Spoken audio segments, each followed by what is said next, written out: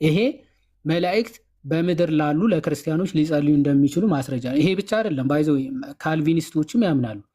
አሁን አንተ መጽሐፍ ቅዱስ ላይ የተጻፈውን ነገር መላእክት በምድር ላይ ስላሉ ሰዎች ሲጸልዩ ተጽፏል። አሁን ያሉ መላእክት በምድር ላይ ላለችው ቤተክርስቲያን ይጸልያሉ ብለህ ትቀበላለህ ወይስ አትቀበልም? እንደዚህ አይነት መረጃ እኔ አላገኘሁም እስካሁን ድረስ። በአዲስ ኪዳን በተለይ መላእክቶች ስለ ቅዱሳን ወይንም ስለ ቤተ ክርስቲያን ብሉይ ኪዳን ይጸልያሉ። አትቀበልም አንተ? ብሉይ ኪዳን አትቀበለው? ብሉይ ኪዳን አትቀበልም? ያንን ወስደ በአዲስ ኪዳን በቤተ ክርስቲያን ይሰራል ብለህ ልትል አትችልም። ብሉይ ኪዳን አትቀበልም ለምን ሳይሆን ደሞ አትችለው? ለምን ደሞ አትችለው? አዲስ መላእክቱ ኪዳን የሉ? በክርስቶስ የሆነ አዲስ ኪዳን ነው አይደለም እንዴ? በክርስቶስ የሆነ አዲስ መላእክት ኪዳን ይረዳሉ ተብሎ በአዲስ ኪዳን ተጽፏል አይደለ? መላእክት ያው ቅዱሳኑን ለማገልገል የሚላኩ ናቸው፣ ይረዷቸዋል ይላል ዕብራውያን መልእክት ላይ። መዳንን ይወርሱ ዘንድ ያላቸውን ሊያግዙ ሊረዱ ይላል አይደለ? አዎ መዳንን ይወርሱ ዘንድ ላላቸው ሊያግዙ ይላል። በምን ደሞ የሚያግዙ? በጸሎት አያግዟቸውም የሚል ትምህርት ከየት አመጣ ታዲያ አንተ? በጸሎት ያግዟቸዋል የሚል ትምህርት አንተ ከየት አመጣ? በጸሎት ያግዟቸዋል በአዲስ ኪዳን ይህንን የምታመጣበት ጥቅስ አለ? ምክንያቱ መላእክት በብሉይ ኪዳን በጸሎት ሲያግዙ ስለተመለከትን ለክርስቲያኖቹም በጸሎትም ችግር ሲገጥማቸው ደግሞ በረድኤትም ያግዟቸዋል። በሁሉም ነው የሚያግዟቸው። በጸሎት አያግዟቸውም የሚል ትምህርት ከየት ነው ያመጣው አንተ? አዎ ያው እንግዲህ የምናቀርበው ትምህርት እንደ እምነታችን ሊሆን የሚገባ ነገር ያው ከእግዚአብሔር ቃል ዳይሬክትሊ በተለይ መመሪያችን ያው ዳይሬክትሊ ጠቅሰው እኮ መካነ ኢየሱሶች ዳይሬክትሊ ጠቀሱና መጽሐፍ ቅዱስ ላይ እንደሚጸልዩልን እንቀበላለን ይሉና፣ ምክንያቱም መጽሐፍ ቅዱስ ላይ አለ በዘካርያስ ላይ 1:12 መላእክት የሰራዊት ጌታ ሆይ ኢየሩሳሌምና ይሁዳን የማትመራቸው እስከ መቼ ነው ብለው ጸልየዋል እያሉ ተሳስቷል። መልአኩ በብሉይ ኪዳን ኦኬ ጸልዮ፣ እኔ ኤግዛክት ጥቅሱን አላነበብኩም እውነት ለመናገር ግን ጸልዮ ሊሆን ይችላል። በአዲስ ኪዳን ግን መልአኩ ይጸልያል። አላነበብከውም? ክፍሉ ሳታነብ ነው ጭራሽ አልቀበለውም የምትለው? አዎ ጥቅሱን አላነበብኩትም እውነት ለመናገር ግን አሁን ባቀረብከው መረጃ መሰረት እና ሳታነበው እንዴት ትቃወማለህ? አልጸለይም ብዬ አልከራከረህም እኮ ነው ያልኩት። በብሉይ ኪዳን መልአኩ ስለዚህ አሁን ቆይ መላእክት አይጸልዩም የሚለውን ትምህርት ከየት ነው ያመጣው? እሺ አንተ የለም ነው በአዲስ ኪዳን እንዲህ አይነት መልእክት አልተጻፈልንም ነው እንዲህ አይነት ጽሑፍ መላእክቶች ስለእናንተ ይጸልያሉ የሚል። በብሉይ ኪዳን ሲደረግ የነበረው የመላእክት ስራ በሐዲስ ኪዳን የሚቆምበት ምክንያት ምንድን ነው? በአዲስ ኪዳን አሁን መልአኩም እኮ የሆነ አጋጣሚ ላይ እንግዲህ ለእስራኤላውያን ጸልዮ ሊሆን ይችላል። የሆነ አጋጣሚ ላይ አሁንም እንግዲህ መልአኩ ይህንን ተናገረ ማለት አንስተ በቤተ ክርስቲያንም ኮንቲኒየስ በሆነ መልኩ ለቅዱሳን ይጸልያል ወይንም የመላእክቶች ስራቸው ለቅዱሳን መጸለይ ነው የሚል ድምዳሜ ላይ ግን እንዴት ተብሎ እንዲጻፍልህ ነበር የምትፈልገው አንተ? ቆይ አሃ ለጴጥሮስ ሲጸለይለት ቃል በቃል እንደዛ ነው የምትፈልገው? የመጽሐፍ ቅዱስ እኮ ጸሎት የቀረበባቸው ዝርዝሮች ማኑዋል ሳይሆን ጀነራል ኮንሴፕቶቹ ነው የሚቀመጥልህ እንጂ አንተ በምትፈልግ ኦኬ። አሁን የጴጥሮስ ራሱ ቢጻፍልህ ለጴጥሮስ ዝም ብሎ ድንገት ተነስቶ ጸልዮለት ሊሆን ይችላል እንጂ ይሄን ይዘን ትምህርት አንመሰርትም ትላለህ አንተ። ስለዚህ ለአንተ መጽሐፍ ቅዱስ ሳይሆን የራስ መረዳት ነው ማለት። ስለዚህ ይሄን አትቀበለውም ነው? ለቤተ ክርስቲያን አይደለም ይዋል ለቤተ ክርስቲያን የቤተ ክርስቲያን ስርዓት አዲስ ስርዓት ነው አይደለ? ሐዋርያው ጳውሎስ ተናግሯል። የሚስጥር ስርዓት ነው፣ አዲስ ስርዓት ነው ብሏል ኤፌሶን ምዕራፍ 3 ላይ። በዚህ ስርዓት ውስጥ ለቤተ ክርስቲያን መልአክ ሲጸልይ ያየንበት ቦታ ቢኖር ያንን ነገር መጽሐፍ ቅዱሳዊና አዲስ ኪዳናዊ ነው። ለቤተ ክርስቲያን ይኸው በአዲስ ኪዳን መጽሐፍ ላይ መላእክቶች ይጸልያሉ። መጽሐፍ ቅዱስ ላይ የተጻፉ ነገሮች እያልኩ ነው። ለምሳሌ እናሳጥረዋለን። ለምሳሌ በሐዲስ ኪዳን የተቀረጸ ምስል አትቅረጹ ተብሎ ታዟል። በሐዲስ ኪዳን ምስል የተቀረጸ ምስል አትቅረጹ፣ ያው የተቀረጸ ምስል አትቅረጹ የሚል አዲስ ኪዳን ታዟል። ስለዚህ ሰው ቀርጾ ቢያመልክ ችግር የለውም። የእግዚአብሔር ሕግ አለ፣ የተጻፈ ሕግ እኮ ነው። ሕግ ነው ማለት እግዚአብሔር ለሕዝቡ የሰጣት ሕግ አለ፣ ትእዛዝ አለ። የት አለ ሕጉ? እግዚአብሔር አምላክህን ብቻ አምልክ የሚል ለጣዖት አትስገድ የሚል ሕግ አለ። አትቅረጽ ነው ጥያቄ። አትቅረጽ የሚለው የት ነው ያለው? አትቅረጽ ማለት ያው ጣዖት አታምልካ ማለት። ስለዚህ መቅረጽ ችግር የለውም። የፈለግከውን ምስል ቀርጸ ብትሰግድ ችግር የለውም። ጣዖት መቅረጽ፣ ጣዖት ማምለክ መጽሐፍ የእግዚአብሔር ሕግ በግልጽ ያስቀመጠው ነገር ነው። ለጣዖት እንዳንሰግድ እንዳንቀርጽ የት ነው ያስቀመጠው? መጽሐፍ ቅዱስ ይናገራል። ለእስራኤላውያን በተሰጣቸው በሙሴ ሕግ ውስጥ ተጽፏል። ብሉይ እኮ አትጥቀስ ብለህ ብሉይ የማትቀበል ከሆነ አንተ ሲጀመር እንደ ግኖስቲኮችም እያደረገ ስለሆነ ብሉይን አትቀበለውም እኮ አንተ። ብሉይን አትቀበል መቻልኩኝ እኔ ብሉይን አትቀበል አላልኩም። ግን ብሉይ ኪዳን ላይ ተጻፈ ማለት አሁን ሐዲስ ኪዳን ላይ እስካላየን ድረስ አንቀበለውም አልከኝ እኮ። ለቤተ ክርስቲያን ነው ያልኩት። ለቤተ ክርስቲያን መላእክቶች ሲጸልዩ ብሉይ ኪዳን መላእክት ለቅዱሳኑ ሲለምኑ ከታየ ያንን ደግሞ ኃጢአት ነው አይገባም ተብሎ በመጽሐፍ ቅዱስ የተቃወመበት ክፍል ከሌለ አንተ መጥተህ መላእክት አይጸልዩም የሚለውን ትምህርት ከየት አመጣኸው? አይጸልዩም የሚለውን ትምህርት ከየት ነው ያመጣኸው አንተ? ምክንያቱም እኔ ቢያንስ ስማይ አንዴ፣ እኔ ቢያንስ መጽሐፍ ቅዱስ ላይ መልአኩ ሲጸልይ በተግባር አሳይቻለሁ። ማለት እኔ አይደለም አክቹዋሊ መካነ ኢየሱስን ነው እየተቃወምክ ያለው። ቢያንስ እነሱ መጽሐፍ ቅዱስን ጠቅሰው መላእክትን ሲጸልዩ አሳይተዋል። አንተ መላእክት አይጸልዩም የሚለውን ትምህርት እንደ ትምህርት ነው የያዝከው። ባይዘ ሊጸልዩም ላይጸልዩም ይችላሉ፣ ስላልተጻፈ አላቅም፣ አንድ የራሱ ጉዳይ ነው። አሁን አንተ ግን እንደ አስተምህሮ አድርገህ አይጸልዩም የሚል ትምህርት ነው የያዝከው። ማለት አይጸልዩም የሚለውን ትምህርት ከመጽሐፍ ቅዱስ አምጣና ሳየን ነው። አሁን እኮ ነው ያልኩህ ይህንን ነው ዮሐድ። አሁን በአዲስ ኪዳን እያሰለቸን ነው፣ ይቅርታ አድርግልኝና እንደው የሆነ መሰረታዊ ነው ይናገርና አንዴ መሰረታዊ ሀሳብ ነው ብዬ ዋናው ስህተት ያለው ብዬ ማምነው ነገር ምን መሰለ፣ መሰረታዊ ሀሳብ ነው ብዬ አላስብም። ማለት መላእክቶች ጸለዩ ሳይሆን እኛ አሁን ከእግዚአብሔር ባመጣኸው ነው። ቆይ ጥቅስ አለ ወይ? ወደ መላእክት መጸለይ ወይንም ወደ ቅዱሳን መጸለይ መሰረታዊው ሀሳብ ያ ነው። ወደ መላእክት ቆይ አንዴ ስማ እባክህ፣ ያልተጠየቀውን አታውራ። ወደ መላእክት መጸለይ ማን ብሎ ጠየቀ? እነሱ ስለ ቤተ ክርስቲያን ይጸልያሉ አይጸልዩም የሚለውን ትምህርት ከየት አመጣ ነው ጥያቄ። ጥቅስ አለ? አይጸልዩም ለሚለው እኮ ጥቅስ ማቅረብ አያስፈልግም። ሲጸልዩ አልተገኘም ነው በአዲስ ኪዳን። ለምንድነው የማያስፈልገው? አንተ በሐዲስ ኪዳን መታየት አለባቸው የሚለው መስፈርት ራሱ ከየት ነው ያመጣው? ለቤተ ክርስቲያን ሲጸልዩ በአዲስ ኪዳን አላየንም ነው። አሁንም እኮ በዚህ ላይ ማን ነው ይሄን መስፈርት ካላያችሁ፣ ቆይ ይሄን መስፈርት ከየት አመጣው ነው? በዚህ ሰዓት ካላያችሁ፣ በሐዲስ ኪዳን እንዲህ ሲደረግ ካላያችሁ የብሉይ ኪዳኑ እንዳትቀበሉ የሚለውን ትምህርት ከየት አመጣው እኮ። አሁን አንተ በአዲስ ኪዳን ይጸልያሉ ለማለት ምንድነው መነሻ ሊሆን የሚችለው ነገር? በአዲስ ኪዳን ለቤተ ክርስቲያን አንተ መጀመሪያ አምጣ ማስረጃ። ከየት አመጣው ይሄ መስፈርት እያልኩ እኮ ነው። የለህም መስፈርት። እኔማ መስፈርቴ ምን መሰለ፣ በአዲስ ኪዳን መመሪያችን ነው ብያለሁ። የለም ወዳጅ፣ የለም። ይሄ መስፈርት ያመጣው አንተ ነህ። አንተ ደግሞ መጽሐፍ ቅዱስን እንኳን ስለማታቅ የአንተ መስፈርት እንደ መስፈርት አድርገን አንይዘውም። አንድ የመጨረሻ ጥያቄ ልጠይቅህና ቆይ ይህን ላንብበው። የመካነ ኢየሱሶች ልጨርስና ከዛ ወደ ጋዲ ትሄዳለህ። እነሱ መጽሐፍ ቅዱስ ጠቅሰው ነው ዘካርያስ ላይ መልአኩ ሲጸልይ ተመልክተናል፣ ስለዚህ ጸልዩልናል ብለን እናምናለን። ይሄ ወደ እነሱ መጸለይ የሚለው አይቀበሉም። ኦፍኮርስ እሺ አለና ይልና ስለ ቅዱሳንን በተመለከተ ደግሞ እንደ እውነቱ ቅዱሳንን በተመለከተ ደግሞ እነርሱ ሕያዋን ሳሉ ለጠቅላላ ቤተ ክርስቲያን እንደጸለዩ ሁሉ በሰማይም ለቤተ ክርስቲያን በጥቅሉ ይጸልያሉ ብለን እንቀበላለን ይላል። ይጸልያሉ ብለን እንቀበላለን። የሆነ ሆኖ ሙታን ስለመጸለያቸው በሁለተኛ መቃቢያን 15:14 ከተመዘገበው ህልም በቀር በእግዚአብሔር ቃል ውስጥ ምስክርነቶች የሉትም የሚል ጽሑፍ ይጽፋሉ።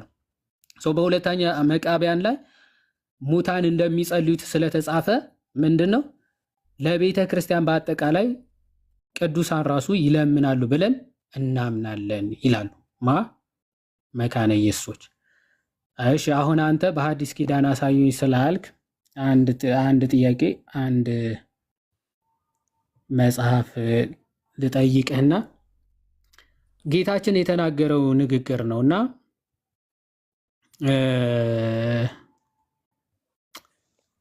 እንደዚህ ይላል። ይቅርታ አንድ እሺ፣ እችን ልጠይቀውና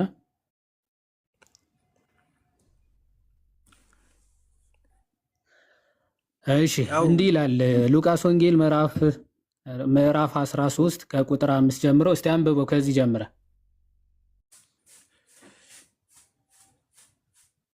ከቁጥር 5 ጀምሮ። ነገር ግን ንስሐ ባትገቡ ሁላችሁ እንደዚሁ ትጠፋላችሁ ነው የሚለው። እሺ፣ ማን ነው እየተናገረ ያለው? ሉቃስ ላይ ነው አይደለም? ክርስቶስ ይሆናል። ለምን እንደወሰድከኝ አላውቅም። አንብብና ለምን እንደወሰድኩ ከዛ ይገባል። እሺ፣ ቁጥር 6 አንብበው። ንስሐ ባትገቡ ሁላችሁም እንደዚህ ትሆናላችሁ፣ ትጠፋላችሁ ካለ በኋላ እሺ፣ ቁጥር 6 ቀጥል። ይህንም ምሳሌ ያለ ለአንድ ሰው በወይኑ አትክልት ይላል። በወይኑ አትክልት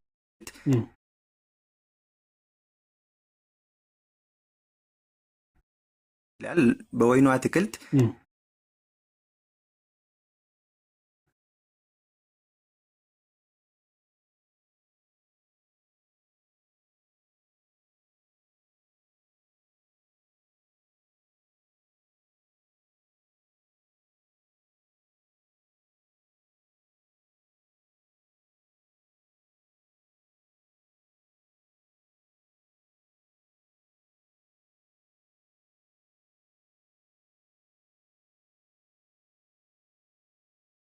ስለድረባት ወደፊት አፈራ ደዚያ ግን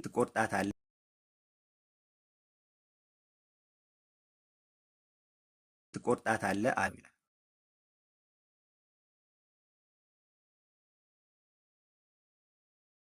ትቆርጣታለህ አለ።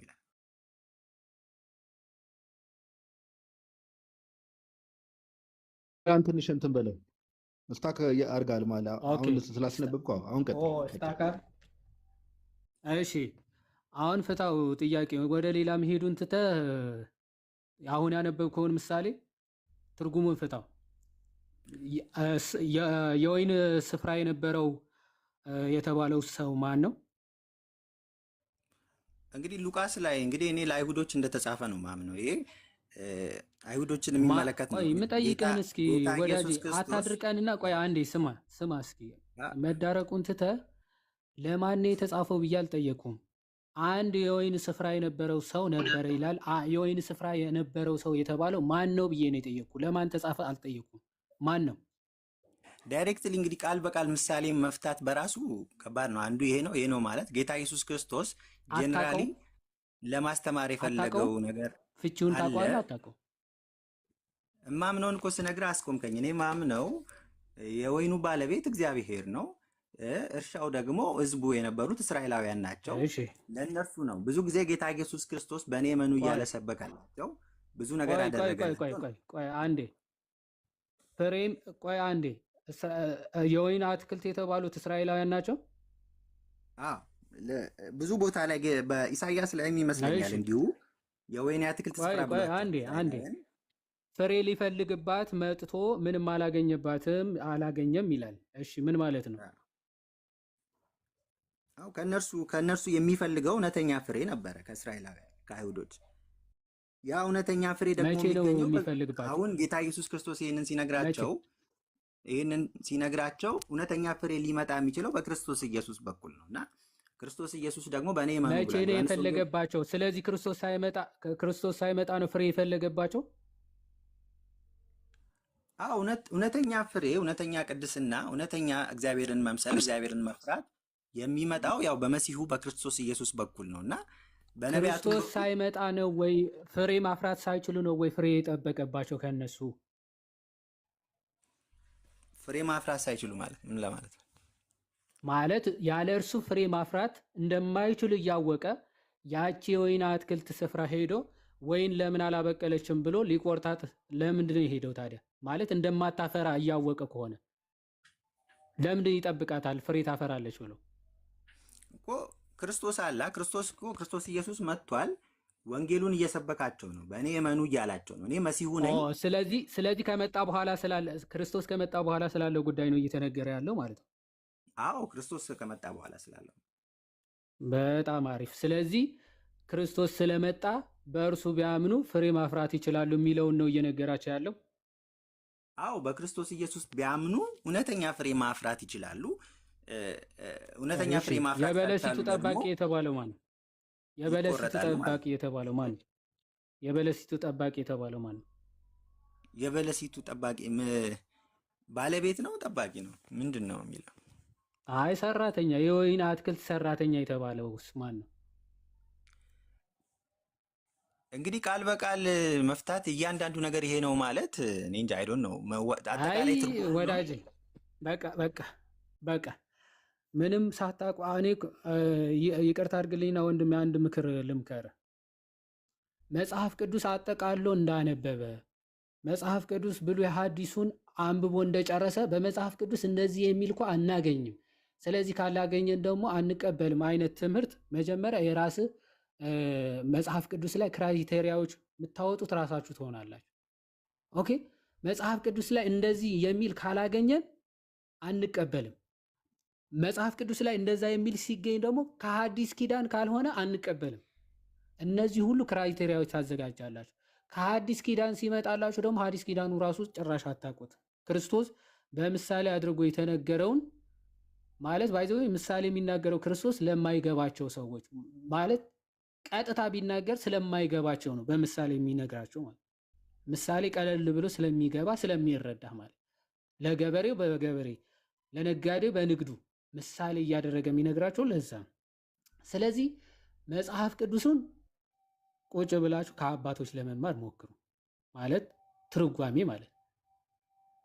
መጽሐፍ ቅዱስም ሳታውቁ የመጽሐፍ ቅዱስ ፈላጭ ቆራጭና ስርዓት ህግ ደንጋጊዎች ሆናችሁ ግን በጣም ከባድ ነው የሚሆነው። እና ወንድሜ አንብበው ትርጓሜውን አጥና፣ ከዛ በኋላ ስለምን እያወራ እንደሆነ ይገባል ብዬ አስባለሁ። እኔ ጨርሻለሁ። አሁን እኮ ይዋል አንተ ወደ ፈለከው ጥቅስ ወሰድክና ወደ ፈለከው ጥቅስ ትላለህ እንደ ሐዲስ ኪዳን ከቀደም ጀምሮ ስንት ነገር ፊት ለፊት እየቀረበልን እንደው አይኔን ግንባር ያድርገው አይነት አካሄድ ነው የምትሄደው። እውነት ለማውራት የዋዴ ጨርስ በሚለው ነው እንጂ ከኔ ጋር ቢሆን እያወራ የነበረው ቀደም ነበር። እኔ ኮንቨርሴሽኑ ራሱ ማቋርጠው እግዚአብሔር በሚያውቀው እንደዛ ነው። ለማንኛውም ግን መሀል ላይ የሆነ ሰዓት የተናገርከው አዲስ ኪዳን ላይ የሆነ ነገር ልምምዱ እንደ ልምምድ ለመያዝ ራሱ መጻፍ አለበት ብለሃል አይደል? ካልተሳሳትኩ አንድ ሀሳብ ላምሳና ከዛ ጨርሳለሁ ብለሃል አይደል?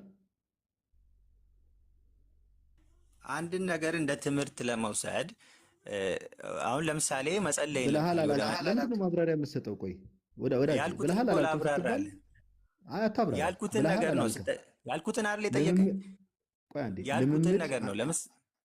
ለምሳሌ አንተ ወደ ቅዱሳን እጸልያለሁ ወደ መላእክት እጸልያለሁ ምናምን ስትል ወይንም ውረድ አንተ ኮሜንት ላይ እውነታቸው ነው ኤአይ ሳይሆን አይቀርም ምናምን እያሉ ያሉት ሰው እንዴት የሚነገረውን ነገር መስማት ያቆማል? ብለሃል አላልክም ሲባል ሰው ተብሎ ሲጠይቀው ብያለሁ ወር አላልኩም ነው የሚባለው። ድጋሚ ለማብራራት ይሄዳልና ከእንደዚህ አይነት ልብ አድርቅ ሰው ጋር ሰዓት ማቃጠል ራሱ አስቸጋሪ ነው። ኤኒዌይስ ናቱ እንኳን ደህና መጣ ብሩስኪ። ሰዎች እንዴት ናችሁ? ሁላችሁም ሰላም ብያለሁ። ከላይም ከታችም ያላችሁ እንዴት ናችሁ? እግዚአብሔር ይመስገን እግዚአብሔር ይመስገን። ብሩስኪ እንኳን ደህና መጣ። እሺ ሃና ፎር ትሩዝ የሚል ዩዘር ኔም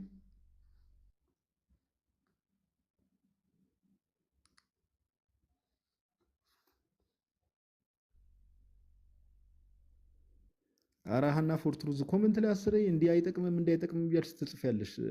ሴት ከሆንሽ ካልተሳሳትኩና ማይክሽን አብርተሽ አውሪ ወይስ በኮሜንት ለማውራት ነው የመጣሽው? እህታችን ኦኬ የኔ ተራ ነው። አላወቅኩም ነበረ።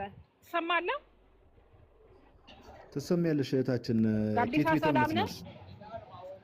እግዚአብሔር ይመስገን። አንተ እኮ ነህ ኢንቪቴሽኑን የላክልኝ። ለዚህ ነው የመጣሁት።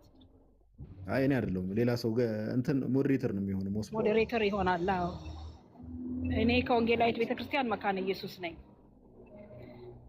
እንዴ ከመካነ ኢየሱስ ሆነሽ ነው መካነ ኢየሱስ እንደዚህ አታምንም ስትይ ነው የነበረው ቅድም? መካነ ኢየሱስ የሆኑ ሉተራኖች መላእክቶች እንደሚጸልዩ ተናግረዋል። ግን መካነ ኢየሱሶች ያው መላእክት በመላእክት በኩል እንጸልያለን የሚል ነገር አላስተማሩንም። እንግዲህ እኔ በመላእክት አንቺ በመላእክት በኩል ሳይሆን አሁን ቅድም እኮ የዋዴ ከፈተልሽ እኮ የመካነ ኢየሱስን የእምነት መግለጫ ነው።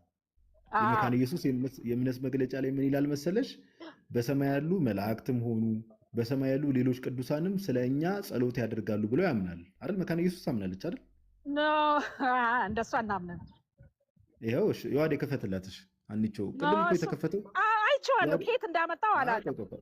አይ መጽሐፉን ይክፈትልሽ ከመጀመሪያው ገጽ ጀምሮ ፊት ለፊቱን የዋዴ ያሳያትና አንቺ ትምህርት እንዲሆንሽ ላንቺም ባይዘው ብዙ ነገር እናሳይሻለን። ነገረ መንገድሽ ነው። እኔ ቄሴም ጋር መደወል እችላለሁ።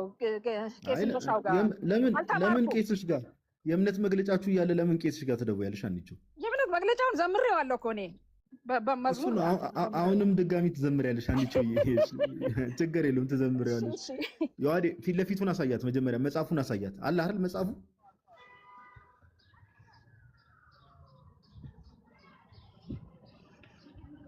አለ። አዎ ይሄም አለ። እሺ መጽሐፉም ቆይ ከቻልክ መጽሐፉን አሳያት መጀመሪያ ፍሮንት እንትኑም ማለት ነው። ፍሮንቱን አሳየኝ። ስክሪንሾት አደርጋለሁ። ኧረ ጋይስ በእድሜ ትልቅ ናት እያላችሁ የምጽፉ ሰዎች ምንድን ነው እንዴ? ምን የተለየ ነገር አወራዋትና ነው? እግዚአብሔር ይመስገን ጋዲ ምንም ችግር የለም። ተዋቸው። እኔ ከቅርበቱ አንጻር ነው ኖርማል አንቺ እያልኩ ያወራሁት። ሌላ ነገር አታስመስሉት። ኮሜንት ላይ ያላችሁ ሰዎች አንዳንድ ሰው እንደው ችግር አለበት። አየሽው? ይሄን አንቺው ያው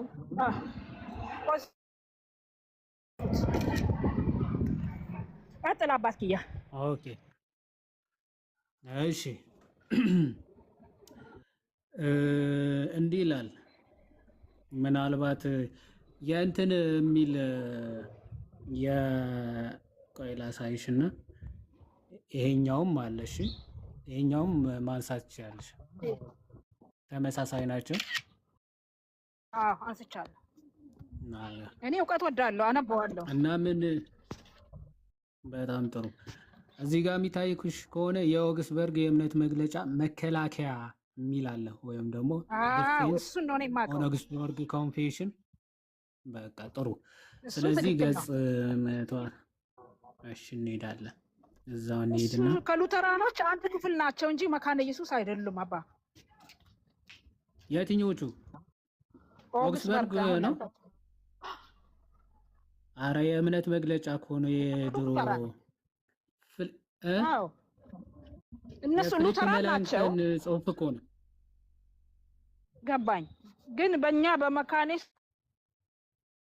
ለምንድን እሺ መጥቼ እነግራቸዋለሁ። ነገም ተነገ ወዲያም ቢሆን አረ ይኸው የኢትዮጵያ ወንጌላዊት ቤተክርስቲያን መካነ ኢየሱስ በሉተራውያን የእምነት መግለጫዎች ላይ ያላትን አቋም በመተዳደሪያ ደንቧ እንደሚከተለው ገልጻለች ይልና ያውልሽ ማውጫውን ላሳይሽ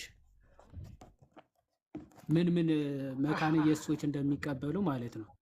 ያው ሶስቱ ዓለም አቀፍ የእምነት መግለጫዎች ይላል። the three ecumenical councils የኦግስበርግ የእምነት መግለጫ ይታሻል ይቀበላሉ መካነ ኢየሱሶች። እሱን ነው የማውቀው ስለ ኦግስበርግ እንዲቀላት ማለት ነው። ልክ እንደ ኒቂያ ጉባኤ እምነት መግለጫ ብለን ገራት የኒቂያማ አንብቤዋለሁ፣ አውቀዋለሁ። ኦግስበርግ ኮንፌሽን ማለት ቴንክ ዩ ሰር። እሺ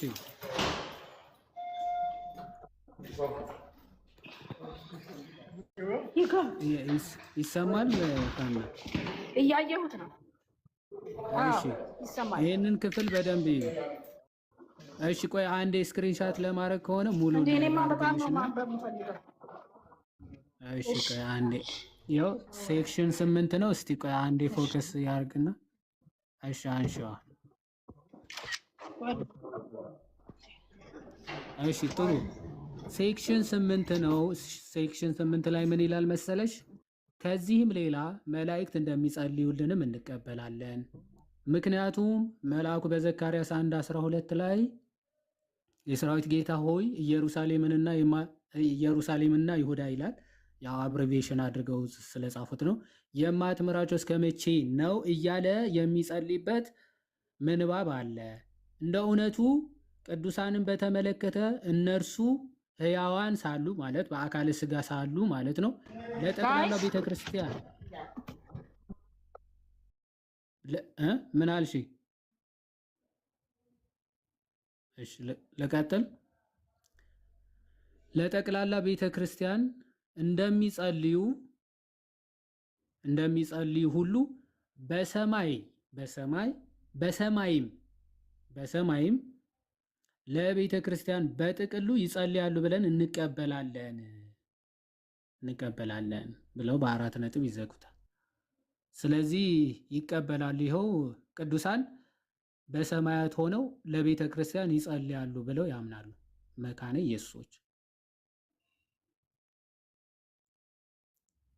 ሚዩት ነሽ ሀና፣ ምናልባት እያወራሽ ከሆነ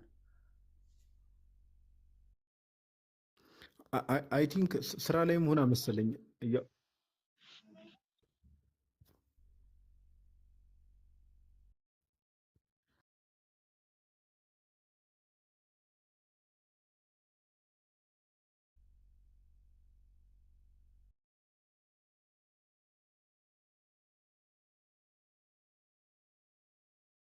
መንፈሳዊ ቢንጎች ጋራ መቀራረብ በጣም ነው የምፈልገው።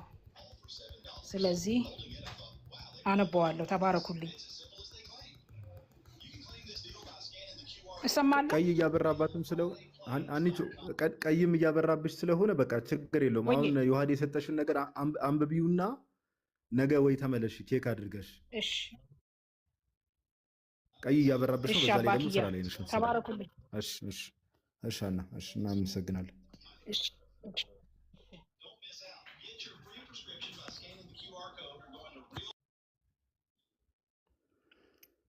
እሺ ጎንደሬው የት ሄድክ? ና ተመለስ። ታች ያላችሁ ሰዎች አሁን ሀና እንዳደረገችው ባይዘው ማስረጃ ሲሰጣችሁ እዚህ ጋር መጽሐፍ ቅዱስም ሆነ ምንም ሆነ ማስረጃ ሲሰጣችሁ ምንም ችግር የለው። ከዚህ በፊት አንብቤው አላውቅም። ቆይ ቼክ አደርጋለሁ ለመረዳት ልሞክር ማለት ምንም በቃ የሆነ ነገር እንደው ገስት ላይ ገብቶ ይህን ነገር አላወቅኩትም ለመረዳት ጊዜ ፈልጋለሁ ቼክ ላድርገው ላጥናው ማለት ኃጢአት አይደለም። አንዳንድ ሰዎች ትገቡና በቃ እንደው ሌላ ነገር ታስመስሉታላችሁ። በቃ እና ኮንሲድ ላለማድረግ ከእግዚአብሔር ቃል ጋር የሚገርም አይነት መጋጨት ትጋጫላችሁ እና which is not good ጥሩ አይደለም። ኦኬ ጥሩ አይደለም። አረ የመብራቱን ነገር ጋይስ ስልካችንም ባትሪ እየጨረሰ ነው። መብራቱን እስቲ ጸሎት አድርጉ፣ በእናታችሁ ዱአ አድርጉ። ታች ያላችሁ ሰዎች ተቸገርን እኮ። እስቲ ገፍት ላይ ያሉ ሰዎች እሺ እንቀበል።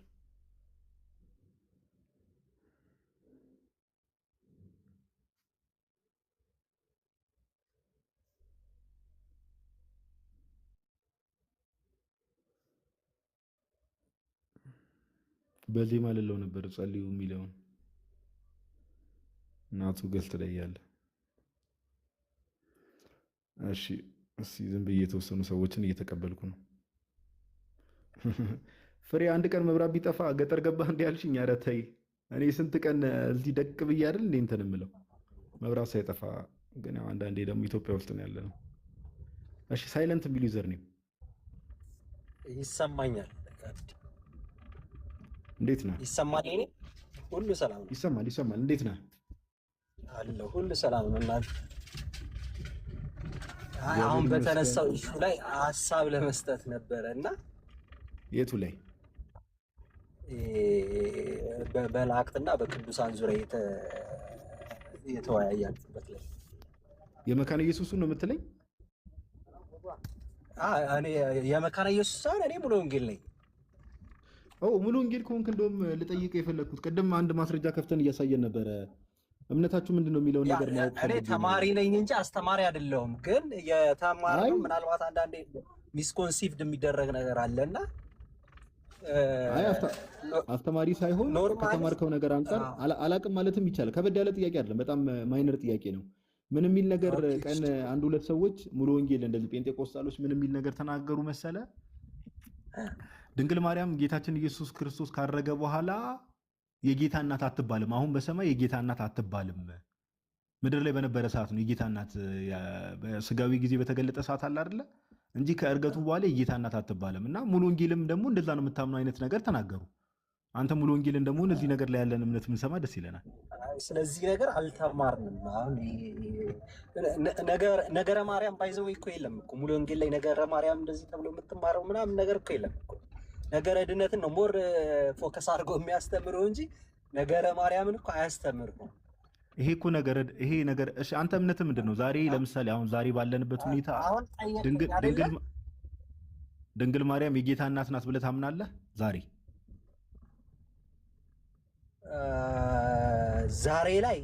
ላይ የሚለው ነገር ይከብዳል። ለምን እንደው ታውቃለህ? ለምሳሌ ለምንድን ነው የሚከብደው? ኦኬ፣ ዛሬ ላይ እንዲያውም እሺ የጌታ እናት ነች። ዛሬ ላይ የጌታ እናት ነች። ኦኬ፣ ኢየሱስ ክርስቶስ ፍጹም አምላክ ፍጹም ሰው ማለት ዛሬ ላይ ያልኩ ይከብዳል ያልኩ ለምን መሰለህ?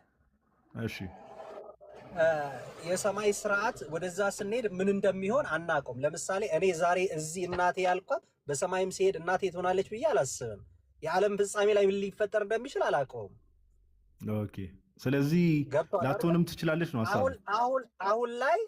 አሁን ላይ የጌታ እናት ነች። የዓለም ፍጻሜ ላይ ግን የጌታ እናት ትሆናለች የሚለው የመላእክት ኑሮ ትኖራላችሁ። ለምን መሰለህ እንደዛ ብዬ መመለስ የሚከብደኝ? ሚስቴ እዚህ የነበረችው ሚስቴ ላይም ሲሄድ ሚስቴ ትሆናለች። አሁን አንተ እዚህ የነበረችው እናቴ ላይ ሲሄድም እናቴ ትሆናለች። ይቅርታ፣ ያንተን ሚስትና ያንተን እናት እንተውና ክርስቶስ ኢየሱስ ይቀየራል? እንዴት ክርስቶስ ኢየሱስ ይቀየራል? ጌታችን ኢየሱስ ለዘላለም ስለዚህ ለዘላለም ፍጹም አምላክ ፍጹም ሰው ነው አይደል ጌታችን ኢየሱስ የሚኖረው? ስለዚህ ጌታችን ኢየሱስ ክርስቶስ ሰው ሆኜ ነው የምኖረው አይደል እንዴ ጋዴ? እኔ ለዘላለም ቆይ እኔ ስለ አንተ እናት ቆይ አንዴ እንደ መላእክት ሲባል እኮ መላእክት ትሆናለህ ማለት እኮ አይደለም። እግዚአብሔርን ሁሌ እያመለክ ትኖራለህ ለማለት ነው። እንደ መላእክት ነው እንጂ የተባለው አክቹአሊ መላእክት ትሆናለህ እኮ እየተባልክ አይደለም። እንደ እግዚአብሔር መልአክ ነው የተባለው። በሰማይ መጋባት የሰው ስርዓት የለም። እንደ እግዚአብሔር መላእክት ነው ያለው ጌታችን ኢየሱስ። which means ሰዎች እግዚአብሔርን እያመሰገኑ ሁሌ ምስጋና ነው ስራቸው የሚሆነው ማለት ነው። ዓላማው እሱ ነው ጌታችን የተናገረበት እንጂ ሊትራሊ ኮንቨርት አድርጋለህ እኮ እየተባለ አይደለም። አሁን የኔ ፖይንት እሱ ጋር አይደለም። ጌታችን ኢየሱስ ክርስቶስ አሁን ዛሬ የሚለውን ነገር እሺ፣ ቅድም ችግር የለውም ዛሬ የጌታ እናት ትባላለች ስላልክ ዛሬ ብቻ ሳይሆን ለዘላለም ከዚህ በኋላ ጌታችን ኢየሱስ ክርስቶስ ፍጹም አምላክ ፍጹም ሰው ነው አይደል? ስለዚህ ፍጹም አምላክ ፍጹም ሰው እስከሆነ ድረስ ጌታችን ኢየሱስ ክርስቶስ ለዘላለም እሱ ፍጹም አምላክ ፍጹም ሰው እስከሆነ ድረስ ያንን ስጋ ደግሞ ከድንግል ማርያም ስለሆነ የነሳው ኦኬ፣ በስጋ እናቱ ስለሆነች ስለዚህ እሷም እኮ ሁሌ እናቱ ነው አይደል? እናቱ ሆና ነው የምትቀጥለው። እኔ አሁን እንደዚህ አሁን ለዘላለም የሚለውን እንደዛ ብዬ መናገር መጽሐፉ ባልተናገረበት ሁኔታ ላይ እንዴት መጽሐፉ ባልተናገረ ማለት ኢየሱስ ክርስቶስ የሚመጣው ዓለም ስርዓት ምን ሊሆን ይችላል? አይ ዕብራውያን ላይ ቅዱስ ጳውሎስ ምንድን ነው ያለው? ዕብራውያን 13 ላይ ኢየሱስ ክርስቶስ ትናንትና ዛሬም ለዘላለምም ያው ነው ብሏል አይደል? ያው ነው። ስለዚህ አይቀየርም። ጌታችን ኢየሱስ ፍጹም አምላክ ፍጹም ሰው ነው ለዘላለም። እሱ ለዘላለም ፍጹም አምላክ ፍጹም ሰው ከሆነ እሷ እንዴት አትሆንም ነው እናቱ? ያው ቅድም ጋድም የነገርኩህ እኮ ለመሰል እኔ አሁን ሰው ነኝ አይደለ? አሬ አንተን ተውና ክርስቶስ ለዘላለም ፍጹም አምላክ ፍጹም ሰው ከሆነ እሷ ለምን ለዘላለም እናቱ አትሆንም? እስቲ አይ መልስልኝና የሚሆን ከሆነ እቀበላለሁ። እኔ አሁን ሰው ነኝ፣ እናቴ እዚህ ያለች፣ በሰማይ ሲሄድም እናቴ ትሆናለች። ምን አልከኝ? እኔ እዚህ ሰው ነኝ፣ በሰማይም ሲሄድ ሰው ነው መሆኑ አይደለ? መልአክ አልሆነም። አንተ እንዳልከው በሰማይ ነፍስ ናት ያለችው። ኦፍ ኮርስ አይ የዓለም ፍጻሜ ላይ ስጋችንም ይነሳል አይደለ? ሲነሳ ሰው ነው መሆኑ። አይ አሁን ስላለው ሁኔታ ነው የማይበሰብስ ሆነ። እሱ ልክ ነው። ስለ ሪዘሬክትድ ስለሆነ ቦዲ አሁን አንተ እያወራ ያለኸው ምን መሰለህ? የዛኔ እናቴ ለኔ እናቱና ትቀጥላለች የሰማይ ስርዓት ላይ ማለት ነው። ለምን አትቀጥልም? እኔ አሁን እሱ እኔ አሁን እንደዚህ በእንደዚያ ጉዳይ ላይ እኔ አሁን መጽሐፉ ለምን አትቀጥልም? ምን ምክንያት አለ? አባቶች ስለዚህ ነገር ምን ይላሉ? አሁን እስቲ ኧረ አባቶችን ተውና ነገር እኮ ነው። አሁን እኮ ጌታችን ኢየሱስ ላይ ያነሳውልህ እንደው ነገርየውን ዝም ብለን ለዘላለም ሲባል ሌላ ነገር ስለመሰለ ነው እንጂ ክርስቶስ ኢየሱስ ለዘላለም ፍጹም አምላክ ፍጹም ሰው ነው የሚለውን ትምህርት ካመንክ ድንግል ማርያም ለዘላለም የእርሱ እናት ናት። አለቀ በቃ። ምንም እኮ ኦኬ አሁን ሎጂክ አይደለም እያወራን ያለ ነው። መጽሐፍ ቅዱስ ላይ የተቀመጠ ነገር አለ። ክርስቶስ ሁሌም ጌታችን ኢየሱስ ክርስቶስም ካረገ በኋላ እንደምታውቀው ዮሐንስ ራዕይ ምዕራፍ 22 ቁጥር 16 ላይ እኔ የዳዊት ስርና ዘር ነኝ ብሏል። ኦኬ የዳዊት ስርና ዘር ነኝ ብሏል። የዳዊት ስር ነኝ ብሎ ሲናገር ዘር ይዟል እንጂ የመላእክትን ዘር አልያዘም ይላል ዕብራውያን ላይ እሱ እኮ ነው። ስለዚህ በሰማይ ያለው ጌታችን ኢየሱስ ክርስቶስ የዳዊት ዘር ከሆነ ደግሞ ያ የዳዊት ዘር ሲባል ደግሞ የድንግል ማርያም ልጅ ማለት ነው። ኦኬ ስለዚህ ዛሬም ጌታችን ኢየሱስ የድንግል ማርያም ልጅ ነው። የሚቀጥል ነገር ነው፣ የሚቆም ነገር አይደለም። እና ኤኒዌይስ እዚህ ነገር ላይ ዛሬ እንደዚህ ናት ብዬ አምናለሁ ስላል ነገ ይዤ እመጣለሁ ይሄን ጠይቄ አይ ዛሬማ እኮ ችግር የለውም። እስከ ምጽአት ጊዜ አንተ አሁን ከፋፈልከው። አንተ አሁን እስከ ምጽአት ጊዜ ድረስ ያለውን አምናለሁ አልክ። ከዛ በኋላ ያለውን እርግጠኛ ያለውን ቁስ ነው አይደል ያልከው? ከዛ በኋላ ያለው ስርዓት ምንድን ነው የሚፈጠረው? ለምን አሁን ሙሉ ወንጌል ክርስቶስ ከዛ ይዘን የምንቀጥለው ከሆነ ትንሽ የሚከብድ ይመስለኛል። ምኑ ነው የሚከብደው? የምድር ስርዓት እዛ የሚቀጥል ከሆነ ለምሳሌ ምኑ ነው የሚከብደው? እናቴ የነበረች እዛ እናቴ የምትሆን ከሆነ ምኑ ነው የሚከብደው? የሰማይ ስርዓት ልዩነቱ ምንድን ነው ብለህ ታስባለህ አንተ? እዚህ ጋር እንዳሰባለኝ እሺ የሰማይ ስርዓት ታዲያ ከቤተሰቦች ጋር መቆራረጥ ነው እንዴ ዋናው ዓላማ? የሰማይ ስርዓት የተባለ እሺ ቆይ አንዴ ቆይ አሁን አንተ ሙሉ ወንጌል ባይዘው ሙሉ ወንጌል እምነቷ እዚህ ነገር ላይ ኦኬ ሙሉ ወንጌል እምነቷ እዚህ ነገር ላይ ስፔሲፊካሊ እዚህ ነገር ላይ ምንድነው ብለን የጠየቅነው እኛ ክርስቶስ ካረገ በኋላ ራሱ ድንግል ማርያም የሱ እናት አይደለችም ብሎ የሚያምኑ ሰዎች ስላሉ ነው።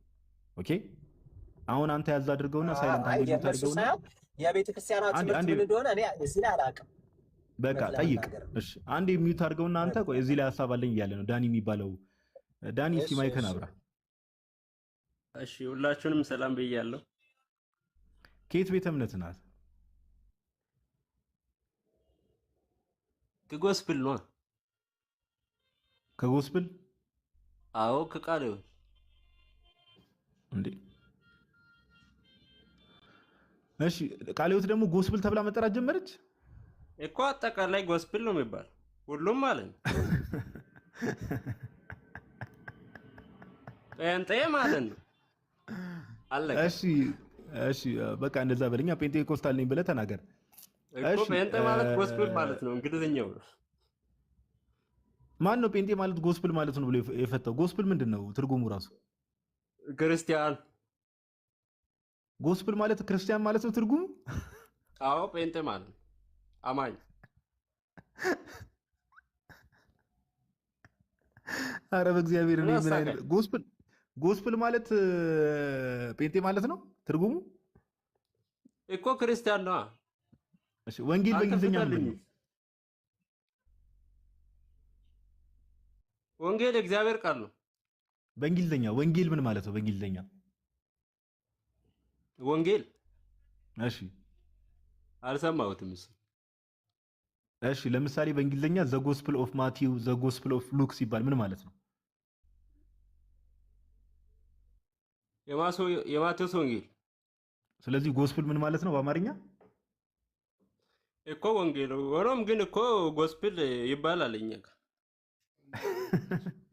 ወንጌል አማኞች ይባላል።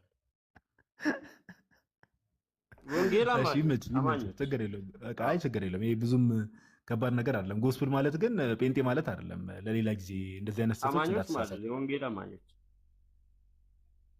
እሱ ጎስፕል ብሊቨርስ ነው የሚባለው። እሱም እንደዛ ከሆነ እንዳትሳተ ለሌላ ጊዜ እና ምንድነው እኔ አንዳንድ ሰው ግን የሚጽፈው ኮሜንት ነው ዮሐዴ ማርያም ዮሐዴ አለ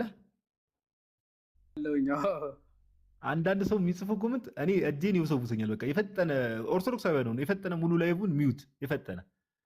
እሺ እንደው ዝም ብለን እንለፈው ብለን ነው። እሺ ዳኒ እምነትህ ምንድን ነው? ክርስቶስ ካረገ በኋላ ድንግል ማርያም እናቱ ናት? አሁን ዛሬ ባለንበት አሁን ዛሬ እናቱ ናት?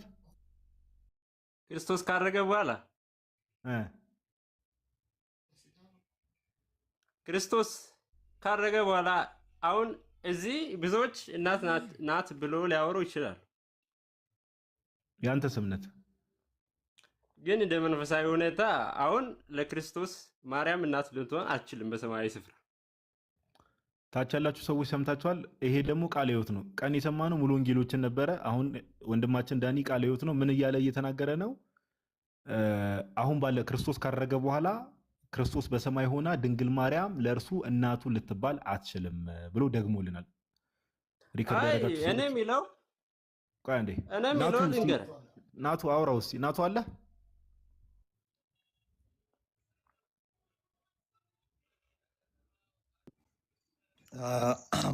ይሰማል። እየበላህ ነበር እንዴ? ምንድን ነው ትንሊል ጫፍ ላይ ደርሰህ ነው ብለህ ጀመርከው? ኖ አይ ልክ ቢት ላነሳስል እንትን ስልክ ገባብኝና ስልኩን ዘጋው።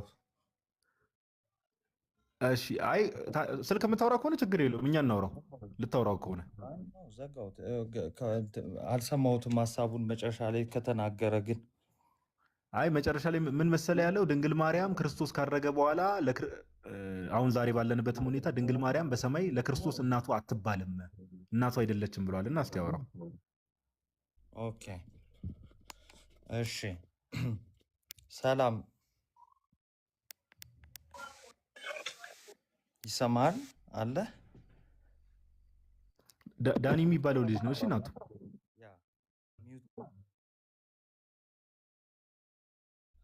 ኦኬ እሺ ይሰማል። አው እስከ ምን ድረስ ነው እናቱ የምትባለው?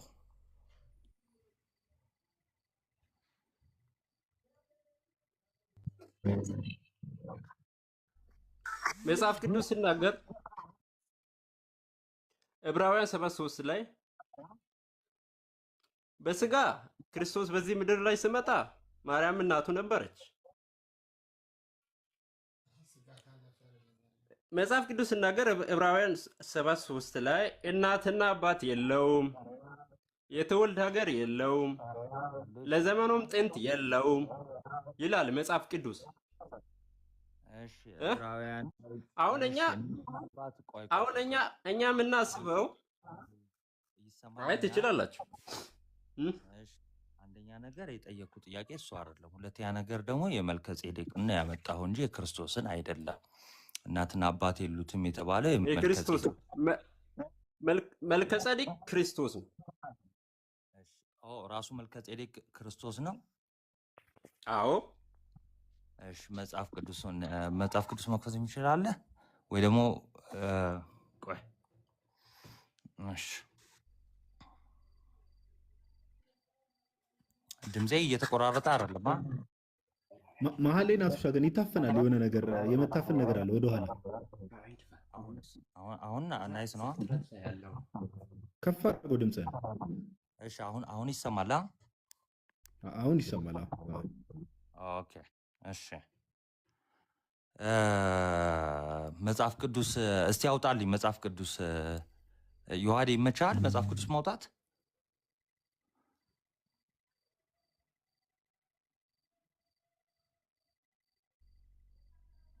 እኔና ተልቁኛ እንዴ እስቲ ከቻለ ቆይስ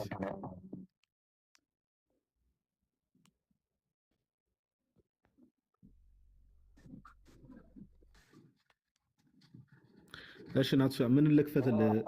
ዕብራውያን 7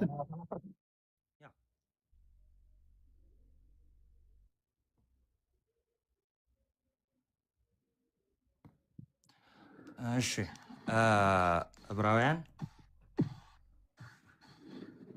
7:6 አውጣልኝ። ዳኒ ይታያል አይደለ? ይሰማኛል። እኔም ያየሁት። እሺ ስለ መልከ ጼዴቅ አባትና እናት የትውልድ ቁጥር የሉትም ካለ በኋላ 6 ላይ የሚለውን ተከታተለኝ። ትውልዱ ከነርሱ የማይቆጠረው አለ።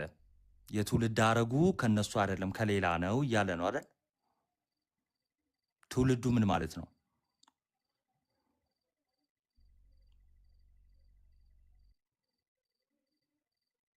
ሚውት ነህ። ትውልዱ ከነርሱ የማይቆጠረው ግን ከአብርሃም አስራትን አውጥቷል አለ። ማን ነው?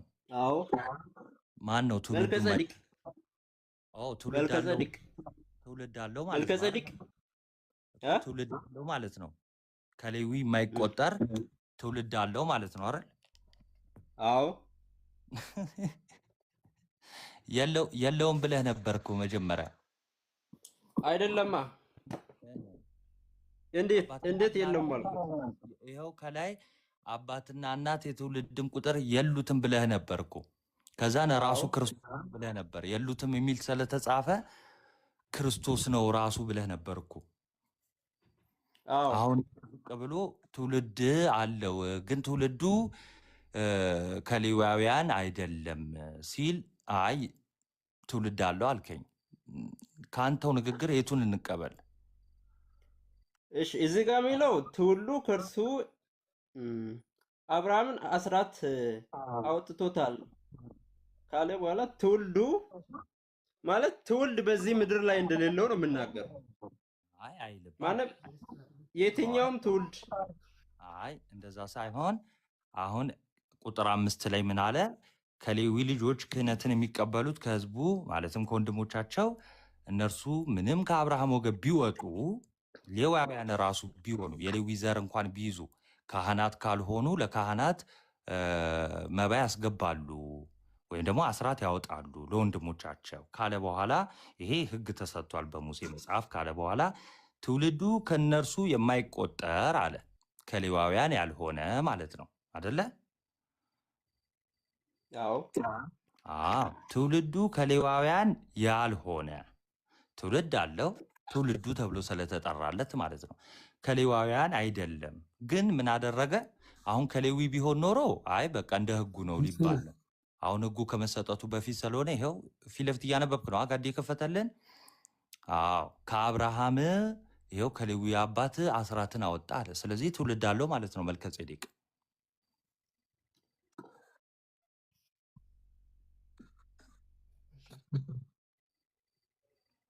እሺ የሚለው ሁሉ አብረው ያለው ነው። አንተ አይደለም የእሱ ድምፅ ግን እየተሰማኝ አይደለም። አትሻ እኔ ራሴ ሁለት ናቸው። ለዛ ነው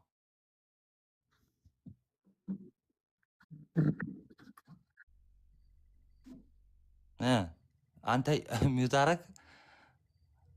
እሺ አሁን ስለዚህ ወደ ጥያቄ ስለዚህ መልከጼዴቅ ኢየሱስ አይደለም። እሺ ይልቁንስ እዛው ከላይ ከፍ ብለህ የምታነበው ይሄ ለትምህርት ነው የምንነግርህ።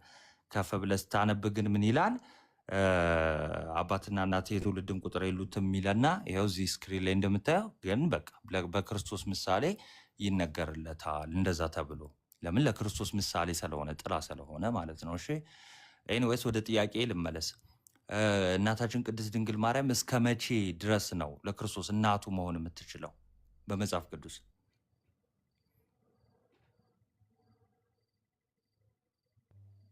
በምድር ላይ እስካለበት ድረስ። በምድር እስካለበት ድረስ።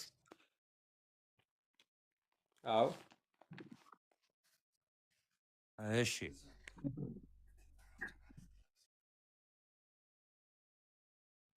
ኦኬ ትንሽ ራቅ አድርገው።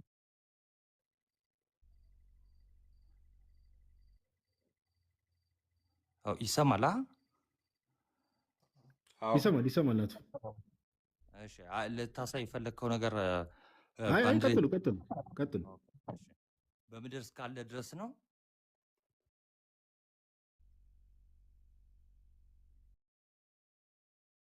ክርስቶስ በምድር እስካለ ድረስ ብቻ ነው እናቱ የምትሆነው።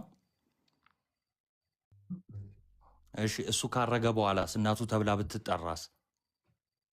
እሱ ካረገ በኋላ ክርስቶስ ሞቶ ከተነሳ በኋላ ፀሐይ አካል ስለለበሰ አሁን ክርስቶስን ሰው ነው ልንለው አልችልም። ኦኬ ስለዚህ ሞቶ ከተነሳ በኋላ ከሙታን ከተነሳ በኋላ ሰው ነው ልትለው አትችልም። አዎ የትንሣኤ አካል ለብሷል።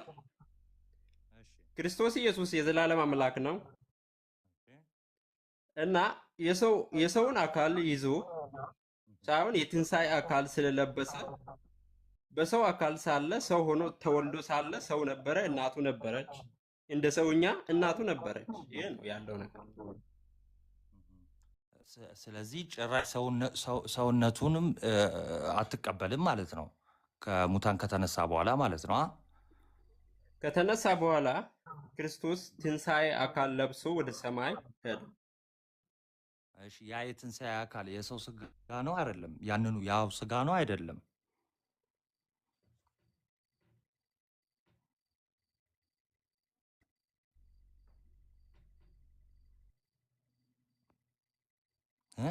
ያው ስጋ ነው አይደለም? የኢየሱስ ነው ወይስ የተለየ ስጋ ነው? መጽሐፍ ቅዱስ ሲናገር መጀመሪያ ከነበረው ስጋ የተለየ ስጋ ነው የትንሣኤ አካል የተባለ? አዎ መጽሐፍ ቅዱስ ሲናገር እኛ አሁን እንኳን ሰዎች ሆነን ሞተን እንኳን ይሄ ስጋ በስብሶ በትንሣኤ አካል ሌላ እግዚአብሔር የሚፈጥረው አካል እንዳለ ነው መጽሐፍ ቅዱስ የሚናገረው። እኛ እንኳን ሞተን ማለት ነው። ስለዚህ ስንሞት ስንነሳ አባቴ ነው እናቴ ነው ብሎ ትላንት የነበሩኝ አባቶች እናቶች ልጄን ሊሉኝ አይችሉም፣ በእርግጥ አይችሉም።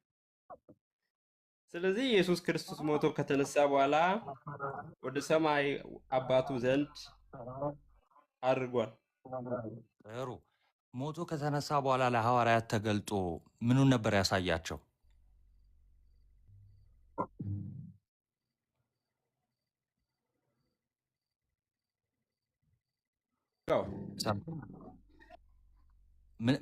ምኑን ነበር ያሳያቸው ለሐዋርያት? ስጋውን ማለት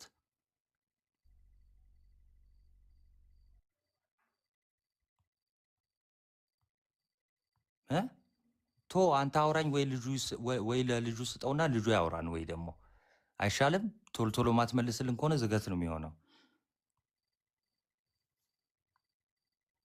ሞቶ የተነሳበትን የተወጋበትን አካል ጥሩ። እሺ ስለዚህ ያ የተወጋውን ሲያሳያቸው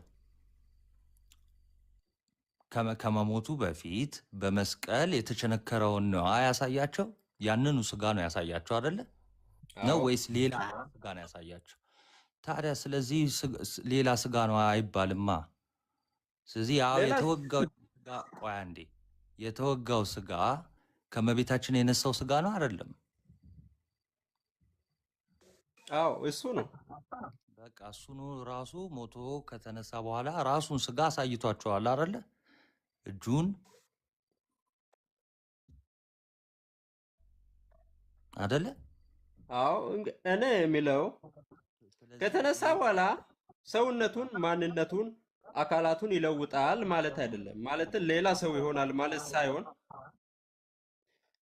ከትላንት ማንነቱ ከሰው መሆኑ ማለት የነበረበት መንፈሱ ራሱ የትንሣኤን አካል ለብሶ በአብ ቀኝ ተቀምጧል።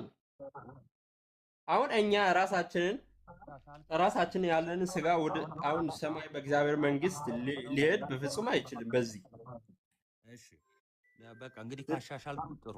አሁን ጋዴ የከፈተውን እናንብ ማለት ነው። እሺ እሺ የሐዋርያት ስራ ትንሽ ብለር ሆኗል ጋዴ። በቃ ምዕራፍ 1 ላይ 13 እና 14 በዋናነት እሺ ይታያል፣ ይነበብ። አሁን አሪፍ ነው፣ አሁን አሪፍ ነው። ኦኬ እሺ የሐዋርያት ስራ ምዕራፍ 1 ቁጥር 13 ላይ የጌታም እናት ተብላ የተጠቀሰችው ማን ናት? ወይ ደግሞ የኢየሱስ እናት የተባለችው እናታችን ቅድስት ድንግል ማርያም ናት አይደለ?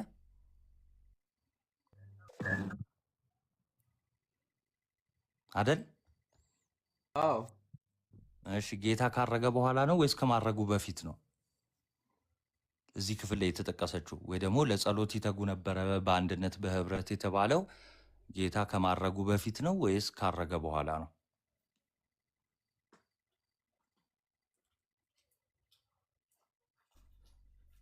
ሐዋርያት ሥራ ምዕራፍ 1 13 እሺ ከፍ ብዬ ላንብ። በዚያን ጊዜ ስለዚህ ጌታችን ካረገም በኋላ መጽሐፍ ቅዱስ የኢየሱስ እናት ብሎ ጠርቷታል ማለት ነው። አዎ። ስለዚህ ጌታችን ካረገ በኋላም የኢየሱስ እናት ብለን እንጠራለን። እናትነቱ ይቀጥላል ማለት ነው። አዎ በምድር ላይ ያሉ ሰዎች ሊናገሩ ይችላሉ። አሁን ባለው ሁኔታ አሁን እንኳን በዚህ ምድር ላይ ያሉ ሰዎች ሁሉ እየተናገሩ ስለሆነ በዚህ ምድር ላይ ያለው ሰው ሊናገር ይችላል የኢየሱስ እናት ማርያም እንደሆነች። ይህን መጽሐፍ ቅዱስ መንፈስ ቅዱስ ነው የተናገረው አይደለም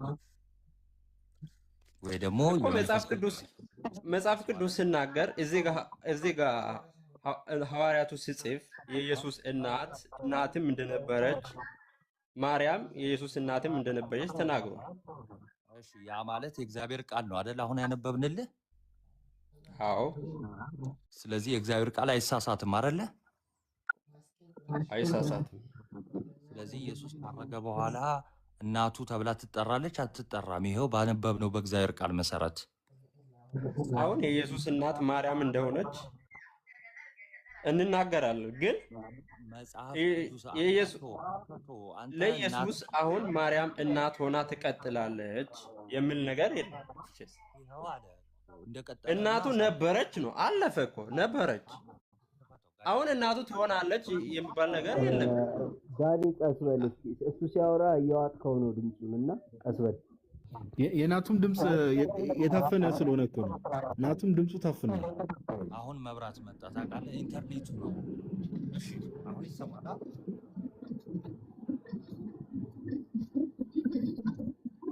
ይሰማል? አሁን መጣለ። ናቱ እኔ ጋር መብራት ስለሌለ ነው ስልኬን ካሜራ ማልከፍ ያስተጋባል። እንደሆነ መብራት የለም እኔ ጋር። ችግር የለውም። አይ መብራት መጣ፣ እኔ ጋር መብራት መጣ። መክፈት እችላለሁ አሁን። ኔትወርኩም ነው እንትን የሚለው። ወረደ እንዴ? እሺ ግን ይሄ ጉዳይ በጣም ሲሪየስ ነው። ያንተም ታፍኗል አሁን። ያንተሽ አሁንስ ናት ይሰማል? አሁን መጣል። ያ እምነታቸው እንደዚህ ከሆነ በጣም ነው የሚያስፈራው። የሄዱበት ያለው ቁልቁለት ከባድ ነው በጣም። እነዚህን 100 ኪሎ ሜትር ነው መራቅ። አረ በጣም በነገራችን ላይ ጥላቻ እኮ ነው ይሄ። ያው ሳይመስላቸው ማለት እንደ የጠላናት አይመስለንም ወይም ደግሞ አልጠላናትም ሊሉ ይችላሉ እንጂ እንደው ክፉኛ ኃይለኛ ጥላቻ አለባቸው። ፕሮቴስታንቲዝም ባይዘዌ የመጀመሪያው ነገር ምንድነው? ጥላቻው ለእመቤታችን ብቻ ሳይሆን ለጌታችንም ጥላቻ አለባቸው። ግን በምንድን በትምህርት የተሳሳተ ትምህርት ይዞ መቀጠል፣ በነገራችን ላይ ለክርስቶስ ጠላት መሆን ማለት ነው። ምንም ግልጽ ነው ይሄ። ጋይስ የስልኬ ቻርጅ ግን 10% ሆኗል። የተወሰነ እንዲሆና ካልሆነ በቃ እኔ እንትን ወደ ማለቱ ሄዳለሁ። ናትሻ ቃሎት ያሰማልን ብሮ እስኪ። አሜን አሜን። እኔ አንድ ጥያቄ እዛው አንተነህ ነው ናትሻን ያልከው ልጠይቀው ጋድ ምን ጥያቄን አቀርብሽ እንስማው እስቲ። ምን እንደሆነ ታውቃለህ? አሁን እያሰላሰልኩት ነበረ እየነዳው ስለሆነ ብዙ ያልገባሁትና የክርስቶስን ትውልድ እየጠቀሰው ነበር ከዕብራውያን 7 ላይ ተነስቶ ማለት ነው። አይ አልጠቀስነውም። እሺ ቀጥል፣ ችግር የለም። ራሱ መልከጼዴቅ ክርስቶስ ነው አለ እንዳልሆነ አሳየ ነው እንጂ እዛ ክፍል ላይ የክርስቶስን ትውልድ አይደለም የሚጠቅሰው። ኦኬ መልከጼዴቅ የክርስቶስ ምሳሌ ነው። አዎ በጥላነት ለክርስቶስ ወይ ደግሞ ለእግዚአብሔር ልጅ ምሳሌ ሆኖ ተምሳሌት ሆኖ ይነገርለታል። ለዛ ነው ሐዋርያው ቅዱስ ጳውሎስ መልከጼዴቅ ደግሞ እናትና አባት የሉትም ብለው ደግሞ እዛ ላይ ይናገራል። አዎ ዝቅ ስትል ደግሞ ትውልድ እንዳለው ይናገራል። አይታወቅም እያለህ ነው። ባይዘዌ ትውልድ ካለው ደግሞ ዞሮ ዞሮ የዳዊትም ልጅ ሊሆን ነው ክርስቶስ። ክርስቶስማ የዳዊት ልጅ ነው። ክርስቶስ ደግሞ ራሱ ሲናገር ጌታ ጌታዬ የእግሮች መረገጫ እስካደርግልህ በቀኝ ተቀመጥ አለው። ዳዊት ጌታዬ ካለው እንዴትስ ልጁ ይሆናል ብሎ ደግሞ ክርስቶስ ራሱ ይናገራል። አስገኙ እንዴት ልጅ ይሆናል? ሰው ሲሆን ነው። አሁን ጥያቄ ምንድነው? ተምታቶብሃል። አሁን ስለ መልከ ጼዴቅ ጀምረህ ክርስቶስ የተናገረው እንትን ላይ ሄድ ከዕብራውያን 7 እሺ ቆይ ክሊር ላድርግልህ። አዎ አሁን ለምሳሌ ዳዊት ትንቢት ተናገረ። ምን ብሎ? ጌታ ጌታዬን ብሎ ትንቢት ተናገረ እና ይህ የተነገረው ለማን ነው? ጌታዬን ለተባለው ለክርስቶስ ነው። ጌታ የተባለው ደግሞ እግዚአብሔር አብ ነው አይደለ? ይህንን ትንቢት የተናገረለት ክርስቶስ እንዴት ከዳዊት ቆይ ልጨርስ። ምን ልታወራ ነው? አይ ጌታ ጌታዬ ያለው ለክርስቶስ ነው የተነገረው መሰለኝ። አዎ ለክርስቶስ ነው የተነገረው። ጌታ ጌታዬን ያለው ጌታ የተባለው ማን ነው? ራሱ ክርስቶስ ነው። ጌታዬን የተባለውስ? አይ ጌታ እሺ ጌታ የተባለው አብ ነው። ጌታዬን ደግሞ የተባለው ክርስቶስ ነው። እሺ እኔ ከዚህ የተለየ ምን አልኩ? ያው እኮ ይሄንን እኮ ነው ያልኩት። ኦኬ ስለዚህ እሺ ክርስቶስ ኤኒዌይስ የዳዊት ልጅ ሊሆን አይችልም ማለት ነው። ነው የዳዊት ልጅ ነው። በስጋ የዳዊት ልጅ ነው። በስጋ የዳዊት ልጅ ነው። ሮሜ እንደሚናገረው አባቶችም ለነርሱ ናቸው። ኦኬ ቆይ ቃሉ እንዳላሳስት ላውጣለህ። ኤኒዌይስ ሐሳቡን ግን ልንገርሽ። አባቶችም ከነርሱ ናቸው፣ ክርስቶስም በስጋ መጣ ከነርሱ ይላል። ስለ እስራኤላውያን እያወራ ነው እና ስለዚህ በስጋ የዳዊት ዘር ነው። በስጋ ስለተገለጠው ከዳዊት ዘር ስለሆነ ስለ ክርስቶስ እንናገራለን ነው የሚለው መጽሐፍ ቅዱስ። ስለዚህ በስጋ የዳዊት ልጅ ወይ ደግሞ የዳዊት ዘር ነው። ምንም ይሄ ግልጽ ነው። ከዛስ ግን አምላክ እንደመሆኑ ደግሞ ቅድመ ዓለም ክርስቶስ ማርቆስ ላይ እንደዛ ብሎ ለምን ተናገረ? ጌታዬ ካለው እንዴትስ ልጁ ይሆናል አለ ኢየሱስ ራሱ ስለ ራሱ ሲናገር ጌታዬ ካለው ጌታዬ ካለ እኮ እንዴት ይሆናል? ይኸው መለስኩልን መልሱን እኮ። አሁን ጥያቄ ምንድን ነው አንተ? በስጋ ስለተገኘ በስጋ ከዳዊት ዘር ስለሆነ ልጁ ይሆናል፣ አባቱ ይሆናል ደግሞ ዳዊት። ክርስቶስ ደግሞ ልጁ እንዴት ይሆናል ብሎ እየጠየቃቸው ናቱ ይቅርታና አንዴ ወንድማችን ማቴዎስ ወንጌል ምዕራፍ 1 ቁጥር 1 ላይ ምንድን ነው የሚለው ወንድማችን? ትውልዱን ይናገራል። ስለ ክርስቶስ ሲናገር ከአዳም ጀምሮ እየዘረዘረ ይመጣል። ምን ብሎ ነው ትውልዱን የሚጀምረው? የዳዊት ልጅ የአብርሃም ልጅ የኢየሱስ ክርስቶስ ትውልድ መጽሐፍ ነው አይደል የሚለው? እንደዛ ብሎ ነው የሚጀምረው። ማን ተባለ? ክርስቶስ የዳዊት ልጅ። መጽሐፍ ቅዱስ ላይ በጣም ብዙ ቦታ ላይ የዳዊት ልክ ፈልጌ ሳይሆን ክርስቶስ ያቺ የተናገራትን ቃል እንዴት ነው እያጠየቀ ነው። ክርስቶስ እያጠየቀ ነው በመንፈስ። ዳዊት ራሱ መሲሁን ሙሉ ክፍሉን ብናነበው እኮ ጥሩ ነው። ማቴዎስ 22 ላይ ነው አይደል ያለው ካልተሳሳትኩ? ማርቆስ 16 እንደዛ ነገር ላይ ማርቆስ ወንጌል ላይ ነው እንደዛ። ማቴዎስ ላንብብልህ ክፍሉ። ቆይ ማቴዎስ 22 ላይም አለ ክፍሉ ላንብብልህ። ስማኝ ምን እንደሚል። ክርስቶስ እንግዲህ ስለ መሲሁን ያላቸውን ፐርሰፕሽን ነው እየጠየቃቸው ያለው። ኦኬ ማቴዎስ 22 ላይ እንዲህ ይላል ቁጥር 41 ላይ እንደዚህ ይላል፣ ፈሪሳውያንን ተሰብስበው ሳሉ ኢየሱስ ስለ ክርስቶስ ምን ይመስላችኋል? የማንስ ልጅ ነው ብሎ ጠየቃቸው ይላል። የዳዊት ልጅ ነው አሉት። ስለ መሲሁ ኢቭን አይሁዳውያን ይሄንን ያውቃሉ፣ የሚመጣው መሲህ ዳዊት ልጅ እንደሆነ። ከዛ እርሱ ምን አለ? እንኪያስ ዳዊት ጌታ ጌታዬን ጠላቶችን የእግር መረገጫ እስካደርግልህ ድረስ በቀኝ ተቀመጣለሁ ሲል እንዴት በመንፈስ ጌታ ብሎ ይጠራዋል ነው። አየህ አሁን እነዚህ አይሁዳውያን እንደምታውቀው ክርስቶስን ጌትነቱን አልተቀበሉም። አየህ መሲሁ የዳዊት ልጅ እንደሆነ ያምናሉ አይሁዳውያን። ከዛ ክርስቶስ ምንድነው ሊያሳያቸው የፈለገው? እናንተ ዳዊት መሲሁ የዳዊት ልጅ ነው ብላችሁ ታምናላችሁ፣ ነገር ግን ዳዊት እኮ በመንፈስ እርሱም እንኪያስ ዳዊት ጌታ ጌታዬን ጠላቶችን የእግር መረገጫ እስካደርግልህ ድረስ በቀኝ ተቀመጣለሁ ሲል እንዴት በመንፈስ ጌታ ብሎ ይጠራዋል ነው። ዳዊትስ ጌታ ብሎ ከጠራው እንዴት ልጁ ይሆናል አላቸው። አየህ ጥያቄ ነው እየጠየቃቸው ያለው እንጂ አይሆንም አይደለም እኮ አይደለም እያላቸው ያለው እንዴት ይሆናል? ለምን ዳግም ያነባዋል? አሁን በመንፈስ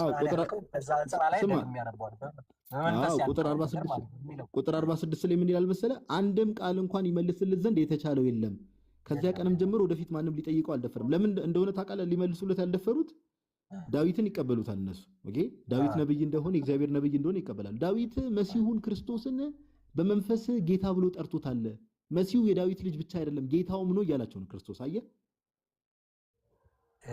እንደዛ ሳይሆን የሚለው እንዴትስ ልጁ ይሆናል ነው የሚላቸው እኮ። እንዴትስ ልጁ ይሆናል እሱን እኮ ነው የክርስቶስን ሐሳብ እየነገርኩህ። አንተ ኧረ ጌታ ሆይ እየሰማህ እንጂ እየነዳህ ነው ወይስ ምንድነው? ሄድፎን ያደረኩህ ጆሮ ላይ አይ ላውድ ስፒከር አድርጌ እየነዳው ነው ማዳመጥ፣ ችግር የለውም። እሱን ነው አዳምጣ።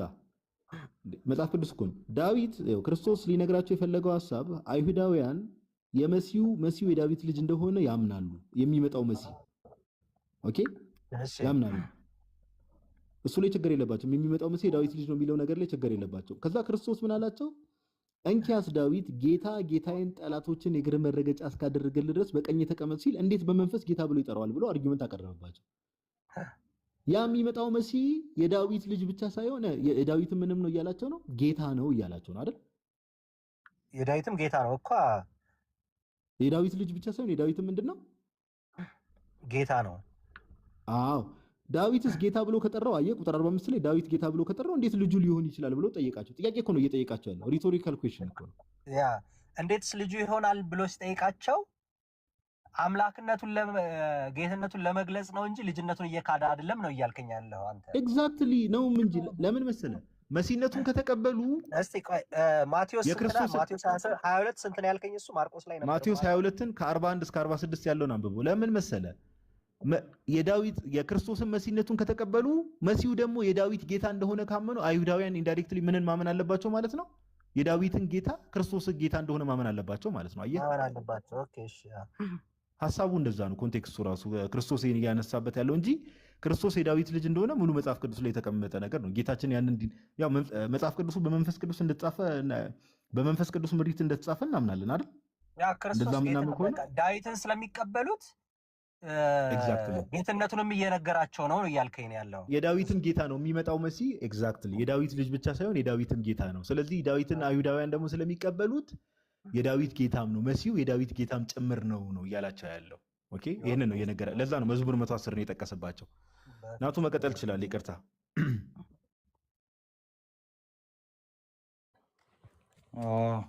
እሺ ቃል ተሰማልን። እንደውም እኔ ጥያቄውን እንትና በሌላ ነበር እንደውም የተረዳሁት የነበረው። ገብቶሃል አይደለ? አሁን ያለው አለው በደንብ ደግሞ ገብቻ አነበዋለሁ። ናይስ። እሺ እሺ። የመልከጼዴቅን አንስቶ ስለነበረ ከዛ አንጻር ነበር እንደውም እንትን ያልኩት። ቀጥሉ። እና ተጨማሪ ደግሞ ሳይለንት የሚለው ዩዘር ኔም ጌታችን ኢየሱስ ክርስቶስ ካረገ በኋላ የዳዊት ዘር ነኝ ብሏል አይደል?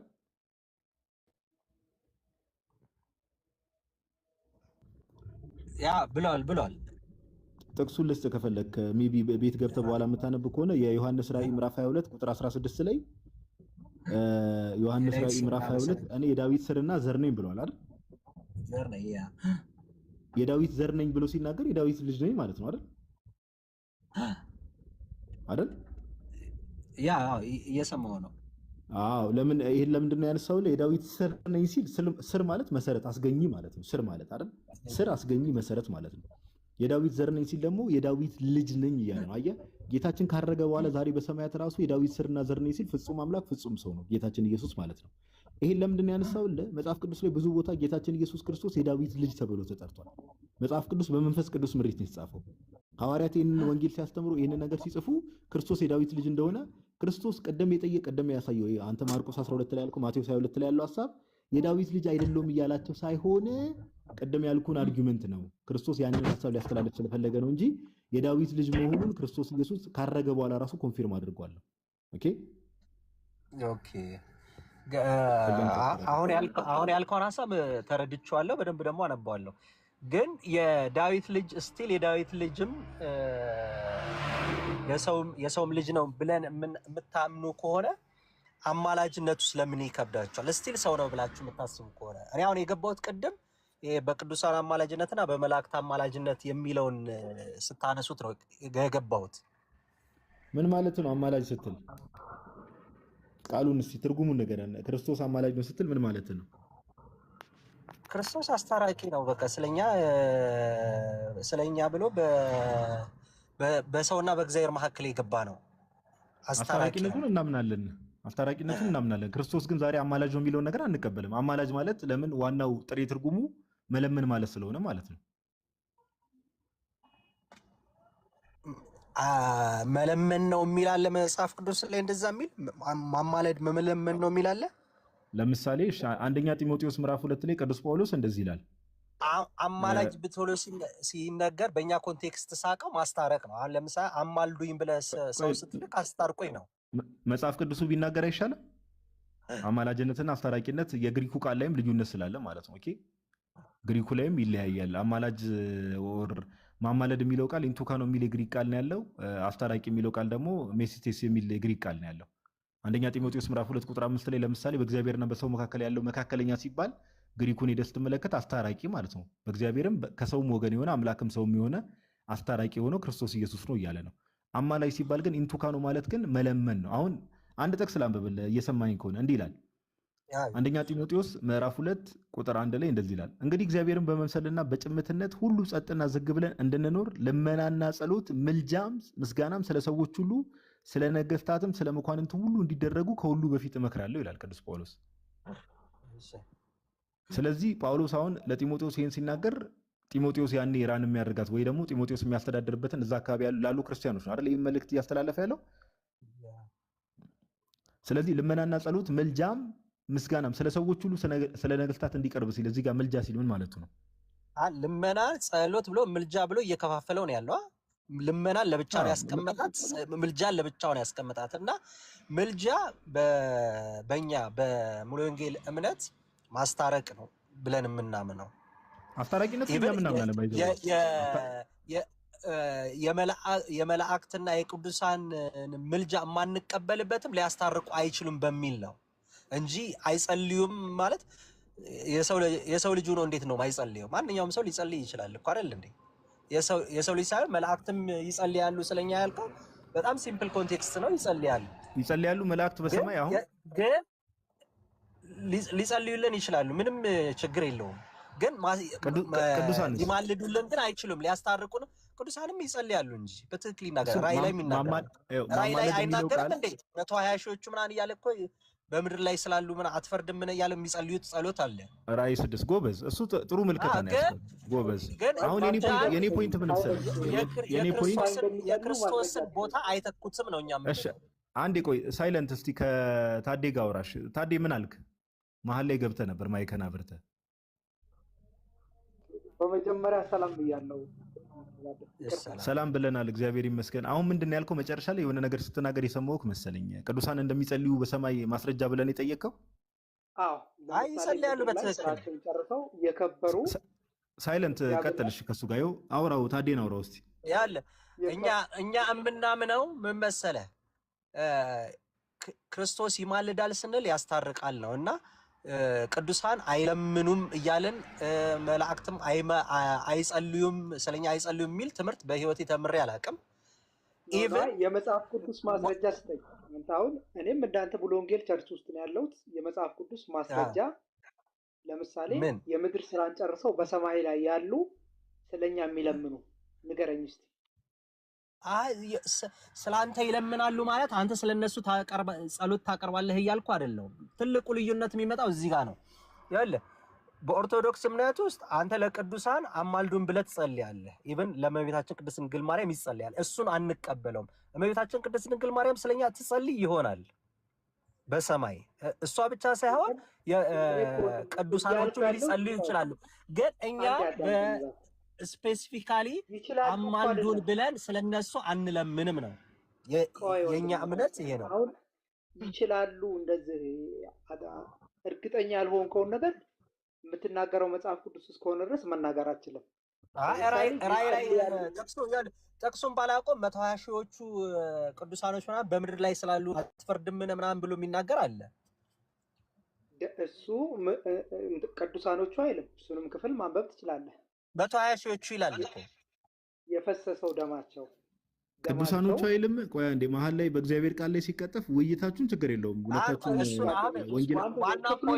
ዋና ፖይንት መናገር የፈለኩት ሳይለንት ቆይ ሳይለንት ልክ ነህ። ምን መሰለህ ሳይለንት ዮሐንስ ራእይ ምዕራፍ 6 ላይ አይ ቆይ አንተ ያልከው ነገር ትክክለኛ ነው። ራእይ 6 ላይ አይቀርብም ነው። ሳይለንት አንዴ ቆይ አሁን እኮ እኔ አንተን ልደግፍ ነው በመጽሐፍ ቅዱስ። አሁን ቅድም ያልከውን ሐሳብ ዮሐንስ ራእይ ላይ 120 ሺህ ሳይሆን ዮሐንስ ራእይ ምዕራፍ 6 ከቁጥር 9 ጀምሮ አምስተኛው ማኅተም በተፈታ ጊዜ ስለ እግዚአብሔር ቃልና ስለጠበቁት ምስክር የታረዱትን የሰዎች ነፍሳት ከመሠዊያው በታች አየው።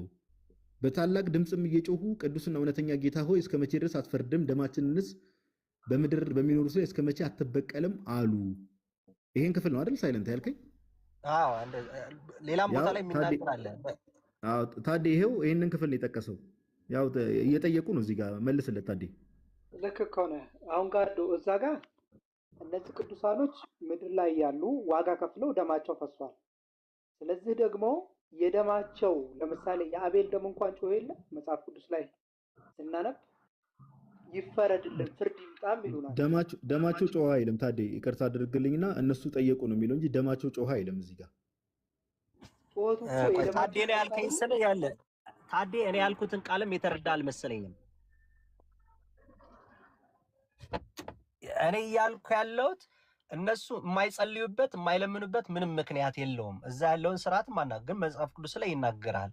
ግን በምድር ላይ መጥተው ለፀሐዬ ብለው ሊናገሩ አይችሉም። እኔ መኖሬን ራሱ አያውቁም። በምድር ስላሉ ጠቅላላ ህዝቦች ግን ሊጸልዩ ይችላሉ፣ ሊለምኑ ይችላሉ። ሲለምኑም ሲጸልዩም እናያለን። እኛ ምድር ያለን ሰዎች ደግሞ እነሱን አማልዱን አስታርቁን ብለን አንጸልይም። በቃ ክርስቶስ በስሜ ለምኑ ብሎ ስለተናገረ በቃ የክርስቶስን ስም እየጠራን እንለምናለን። ክርስቶስ የሰው ልጅ ሳይለንት ምድር ላይ ያለውን ነገር አያውቁም እኛንም አያውቁም ስትል ነበርና እዚህ ጋር ግን ጥያቄ ሲያቀርቡ ራሱ ምን ብለው ነው ጥያቄ ያቀረቡት? ደማችንን በምድር በሚኖሩት ላይ እስከ መቼ አትበቀልም ነው አይደል ያሉት? ግን ስፔሲፊካሊ አንተ መኖርህን እኮ አያውቁም። ያለብዛ ሁሉ አዋቂ ማድረጋቸው ነው አይደለም። ገዳዮቻቸው በዛ ጊዜ ቆይ ሁሉን አዋቂ አሁን በአንድ ኮንክሉዥን ላይ አንደርስና ገዳዮቻቸው በዛ ሰዓት ምድር ላይ እንዳሉ ያውቃሉ አያውቁም? እንደዚህ ጥያቄ የሚያቀርቡት ቅዱሳን እስቲ አሁን ያልከው ጥያቄ አልገባኝም በደንብ። ገዳዮቻቸው ለምሳሌ እዚሁ ክፍል ላይ ስትመለከት ስለ ክርስቶስ ብሎ የታረዱ ናቸው አይደል? የተገደሉ ናቸው አይደል? እነዚህ ነፍሳት አይተህ ከሆነ ጥያቄ ሲያቀርቡ ቅዱስና እውነተኛ ጌታ ሆይ እስከ መቼ ድረስ አትፈርድም? ደማችንንስ በምድር በሚኖሩት ላይ እስከ መቼ አትበቀልም አሉ ነው የሚለው አይደል? ስፔሲፊካሊ ቃሉን ከወሰድነው ስለ ራሳቸውም ነው እየጸለዩ ያሉት ልንል ነው። ደማችንን ሲሉ ስለ ራሳቸው ነው እየጸለዩ ያሉ ልንል ነው። ስፔሲፊክ ወርድ በወርድ ካየነው ስለ ራሳቸው ነው እየጸለዩ ያሉ። መጽሐፍ ቅዱስ ሲናገርና ገዳዮቻቸው በምድር ላይ እንዳሉ ያውቃሉ አያውቁም? በህይወት ያውቃሉ። ታዲያ እንዴት ነው እውቀት የላቸው? ምድር ላይ ስለሚደረገው ምንም እውቀት የላቸው የምትለኝ? አይ ምድር እሱማ መጽሐፍ ቅዱስ መክብብ ላይ የሞት ሰዎች ከፀሐይ በታች ለሚደረገው ነገር ምንም አይነት እድል ፈንታ የላቸውም የሚል ነገር የለም እንዴ? እድል ፈንታ የላቸውም ማለት ይኸውልህ፣ የኔን አመለካከት ልንገርህና አርሙኝ። ይኸውልህ ሁለታችሁም አርሙኝ። እኔ የኔ አመለካከት ልንገርህ። ቆይ አንዴ አዳምጥ፣ ይቅርታ አዳምጥና እንደው መጽሐፍ መክብብ ላይ ሄደ አውት ኦፍ ኮንቴክስት ነገሮችን ከመጥቀሳችን በፊት እዚህ ክፍል ላይ ቀደም አንዴ እኮ አድሚት ያረክልኝ ኮንሲድ ያረከው ነገር አለ። ምን አልከኝ? ያውቃሉ፣ ገዳዮቻቸው በምድር ላይ በህይወት እንዳሉ ያውቃሉ አልከኝ። ስለዚህ ሰዎች ከሞቱ በኋላ ቅዱሳን ከሞቱ በኋላ በጌታ ዘንድ ሆነው ምድር ላይ ስላለው ሁኔታ ያውቃሉ አያውቁም? በዚህ ክፍል መሰረት አይ ምድር ላይ ስላሉ ነገሮች ያውቃሉ ብዬ አላምንም። መሰለህ አሁን እነሱ አሁን እየጸለዩ ቃል በቃል ከሄድን ስለ ራሳቸውም እየጸለዩ ነው ልንል ነው። ደማችንን አትበቀልም እያሉ እዛ ሆኖ ስለ ራሳቸው ነው እየጸለዩ። ስለ ራሳቸው ጠይቋል እንዴ? አልጠየቁም ያለ ሰው አለ እንዴ? ስለ ራሳቸው ጠይቋል።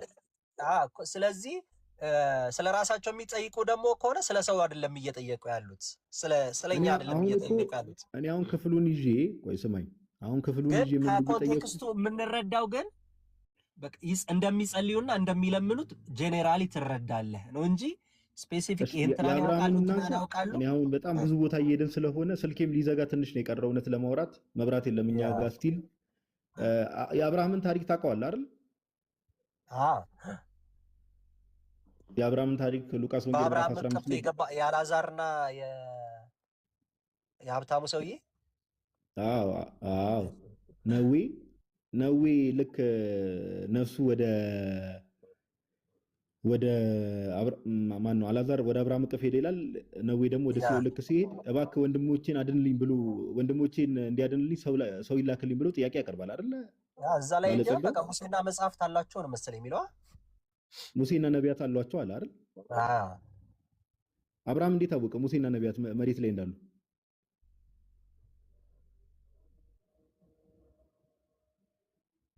እኔ እንጃ አሁን እሱን እንደዚህ ኤክስፕሌን ለማድረግ ይከብደኛል። ግን አብርሃም እንዴት አወቀ? በምሳሌ አነጋገር ነው እየነገረው ያለው። አረ ምሳሌው አይደለም እንዴ? ሙሴና ነቢያት አላቸው ያለ ቃል በቃል እየተናገረ እዛ ላይም ግን ክሊር አድርጎ የሚነግርህ ነገር ቅዱሳኖች ወደዚህ መጥተው ስለኛ እንደማይማልዱ እኮ ነው። በቃ እዛው ላይ ገደበው። አላወራንም እኔ። እሺ በቃ ሳይለንት። እናመሰግናለን ለነበረን ቆይታ። ሌላ ጊዜ ና በቃ። እሺ መልካም። አንዴ እዚህ አንዴ እዛ እየረገገጥን እኮ በጣም ተቸገርን። ጋይስ መብራት አልመጣም። እንግዲህ ምንም there is nothing we can do።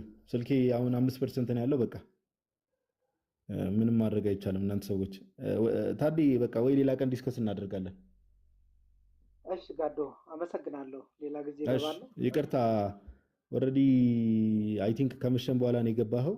መብራት ደግሞ ጠፍቶ ስቲል እኛ ጋር አልመጣም። 5 ሰዓት ሆነ፣ ምንም ስቲል መብራት አልመጣም። እሺ አመሰግናለሁ በጣም ቴንክ ዩ። እሺ እናንተ ሰዎች በቃ ሰላም ደር ጋዲዬ፣ መልካም በዓል። ሰዓትም ሄዷል በእርግጥ ለካስ ሰዓትም ኦልሬዲ 5 ሰዓት ሆኗል። መብራት ቢኖርም ከዚህ በላይ አንቆይም ነበር። ነገ በዓልም ስለሆነ እንኳን አደረሳችሁ። ነገ ምንድን ነው የምትጋብዘኝ? እኔ ነገ ነው እኔ ጾመ የምጀምረው። ሲጀመር እኔ ነግሬሃለሁ እኮ የቅዱስ ቄርሎስን ፕሮፋይል አድርገህ የተማሪያም ተከታይ ይሆናል አንተ ልጅ። እንዲህ ትቀልዳለህ? ወጪ ላይ ግዴታ ነው እከተላለሁ እንዴ ትላለህ። ወጪ ላይ የገባው ነገር ጠዋት እንገናኛለና ጋዶ ከሰዓት ነው ትመጣለህ? ከሰዓት ሆነ እንዴ? ኳስ ማለት ምኑን ጠዋት ያልከው? ኦ እናንተ አይ ቲንክ ስኬጁሉ እኮ ወደ ሰኞ ዞሯል አሉ እኮ ናቱሻ። ሂድ። አይ ቀሲስ ታምራት ጋር ነው መሰለኝ እሱ የሚልህ። አይደለም ከአኬ ጋር የተገናኘው ነው አይደል? እናንተ ያልከኝ ወደ ቅድም ላይቭ አኬ መጥቶ ነበር እና ወደ ሰኞ ዞሯል አለኝ።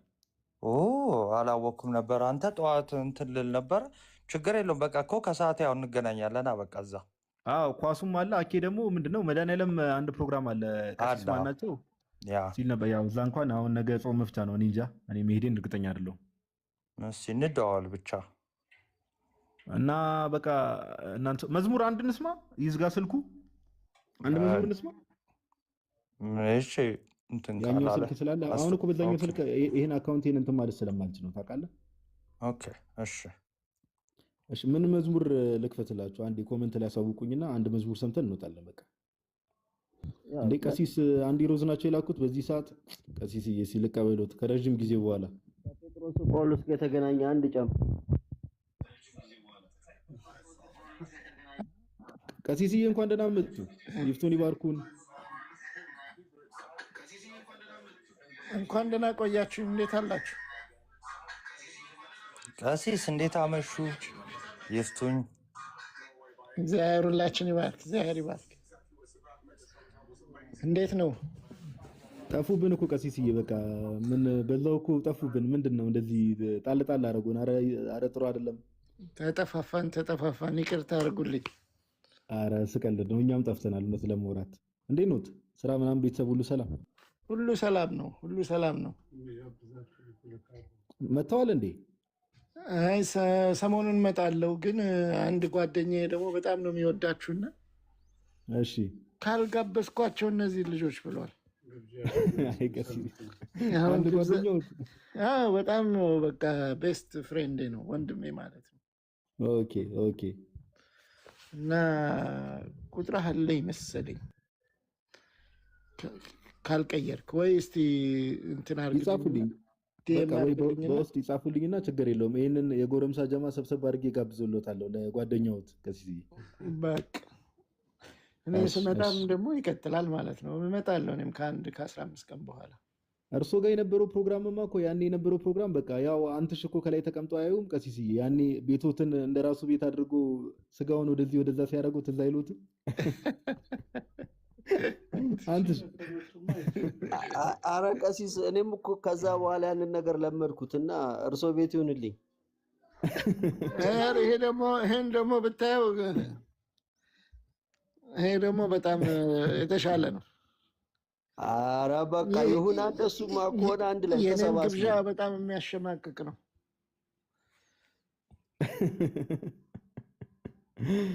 እሺ ቀሲስ፣ አንድ መዝሙር እንዲከፈት የሚፈልጉት አንድ መዝሙር አለ? ሜቢ እዚህ ገስ ላይም ስለመጡ ቀሲስ፣ እኔ ሁላችሁ እኔ አቤል ነው የምወደው እና ምንዳይ ነው የምወዳቸው። ደስ ያላችሁን ክፈቱ። ግን በጣም ነው ደስ ያለኝ ዛሬ ፕሮግራሙ። በጣም እመቤታችን ለካ ስራ አቁማለች። እኔ አላወቅኩም ነበር። በጣም ነው የሚያሳዝነው እኮ። እናትነት አቁማለች። እኔ አላወቅኩም። በጣም በጣም በጣም ያሳዝናል የምንሰማው ነገር ቀሲስ። አንዳንዴ ለጆሮአችንም እውነት ለማውራት ጥንቃቄ የለመድነው ሁሉ ነገር ቀላል እየመሰለን መጣ። በጣም አስቸጋሪ ሆነ። በጣም ያሳዝናል። በጣም ብቻ እግዚአብሔር ይሁን። ኢንፎርሜሽን እጥረት ነው። አይ በደንብ ጸሎት ያድርጉ፣ በደንብ ጸሎት ያድርጉልን። ለእኛም ከዛ ወገን ላሉትም እንደዚህ አይነቱ ሰይጣን በጾምና በጸሎት ካልሆነ አይወጣም ብሏል ጌታም። እና እውነት ነው፣ እውነት ነው። እና እንደዛ ነው። እስቲ በቃ አንድ መዝሙር ልክፈትና እኔ መብራት ስለጠፋ ሊዘጋ ስለሆነ ስልኬም አንድ መዝሙር ከፍቼ በቃ እንጨርሳለን። ቀሲስዬ እሺ፣ እሺ። እግዚአብሔር ያክብርልኝ። አሜን። የተባረከ ሌሊት ያደርግልን። ያው ነገም አገልግሎት ስላለ ሰላም እደሩ። ከታችሁ እሺ ቀሲስዬ፣ እሺ፣ እሺ፣ እሺ። አባታችን እንዳትረሱ ግን ድሮፕ ጽፍልዎታለሁ፣ ችግር የለውም። እሺ፣ እሺ፣ እሺ፣ እሺ፣ እሺ።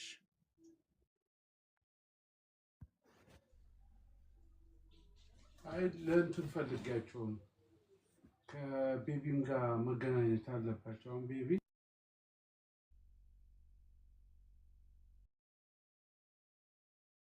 እሺ፣ ኮመንት ላይ መዝሙር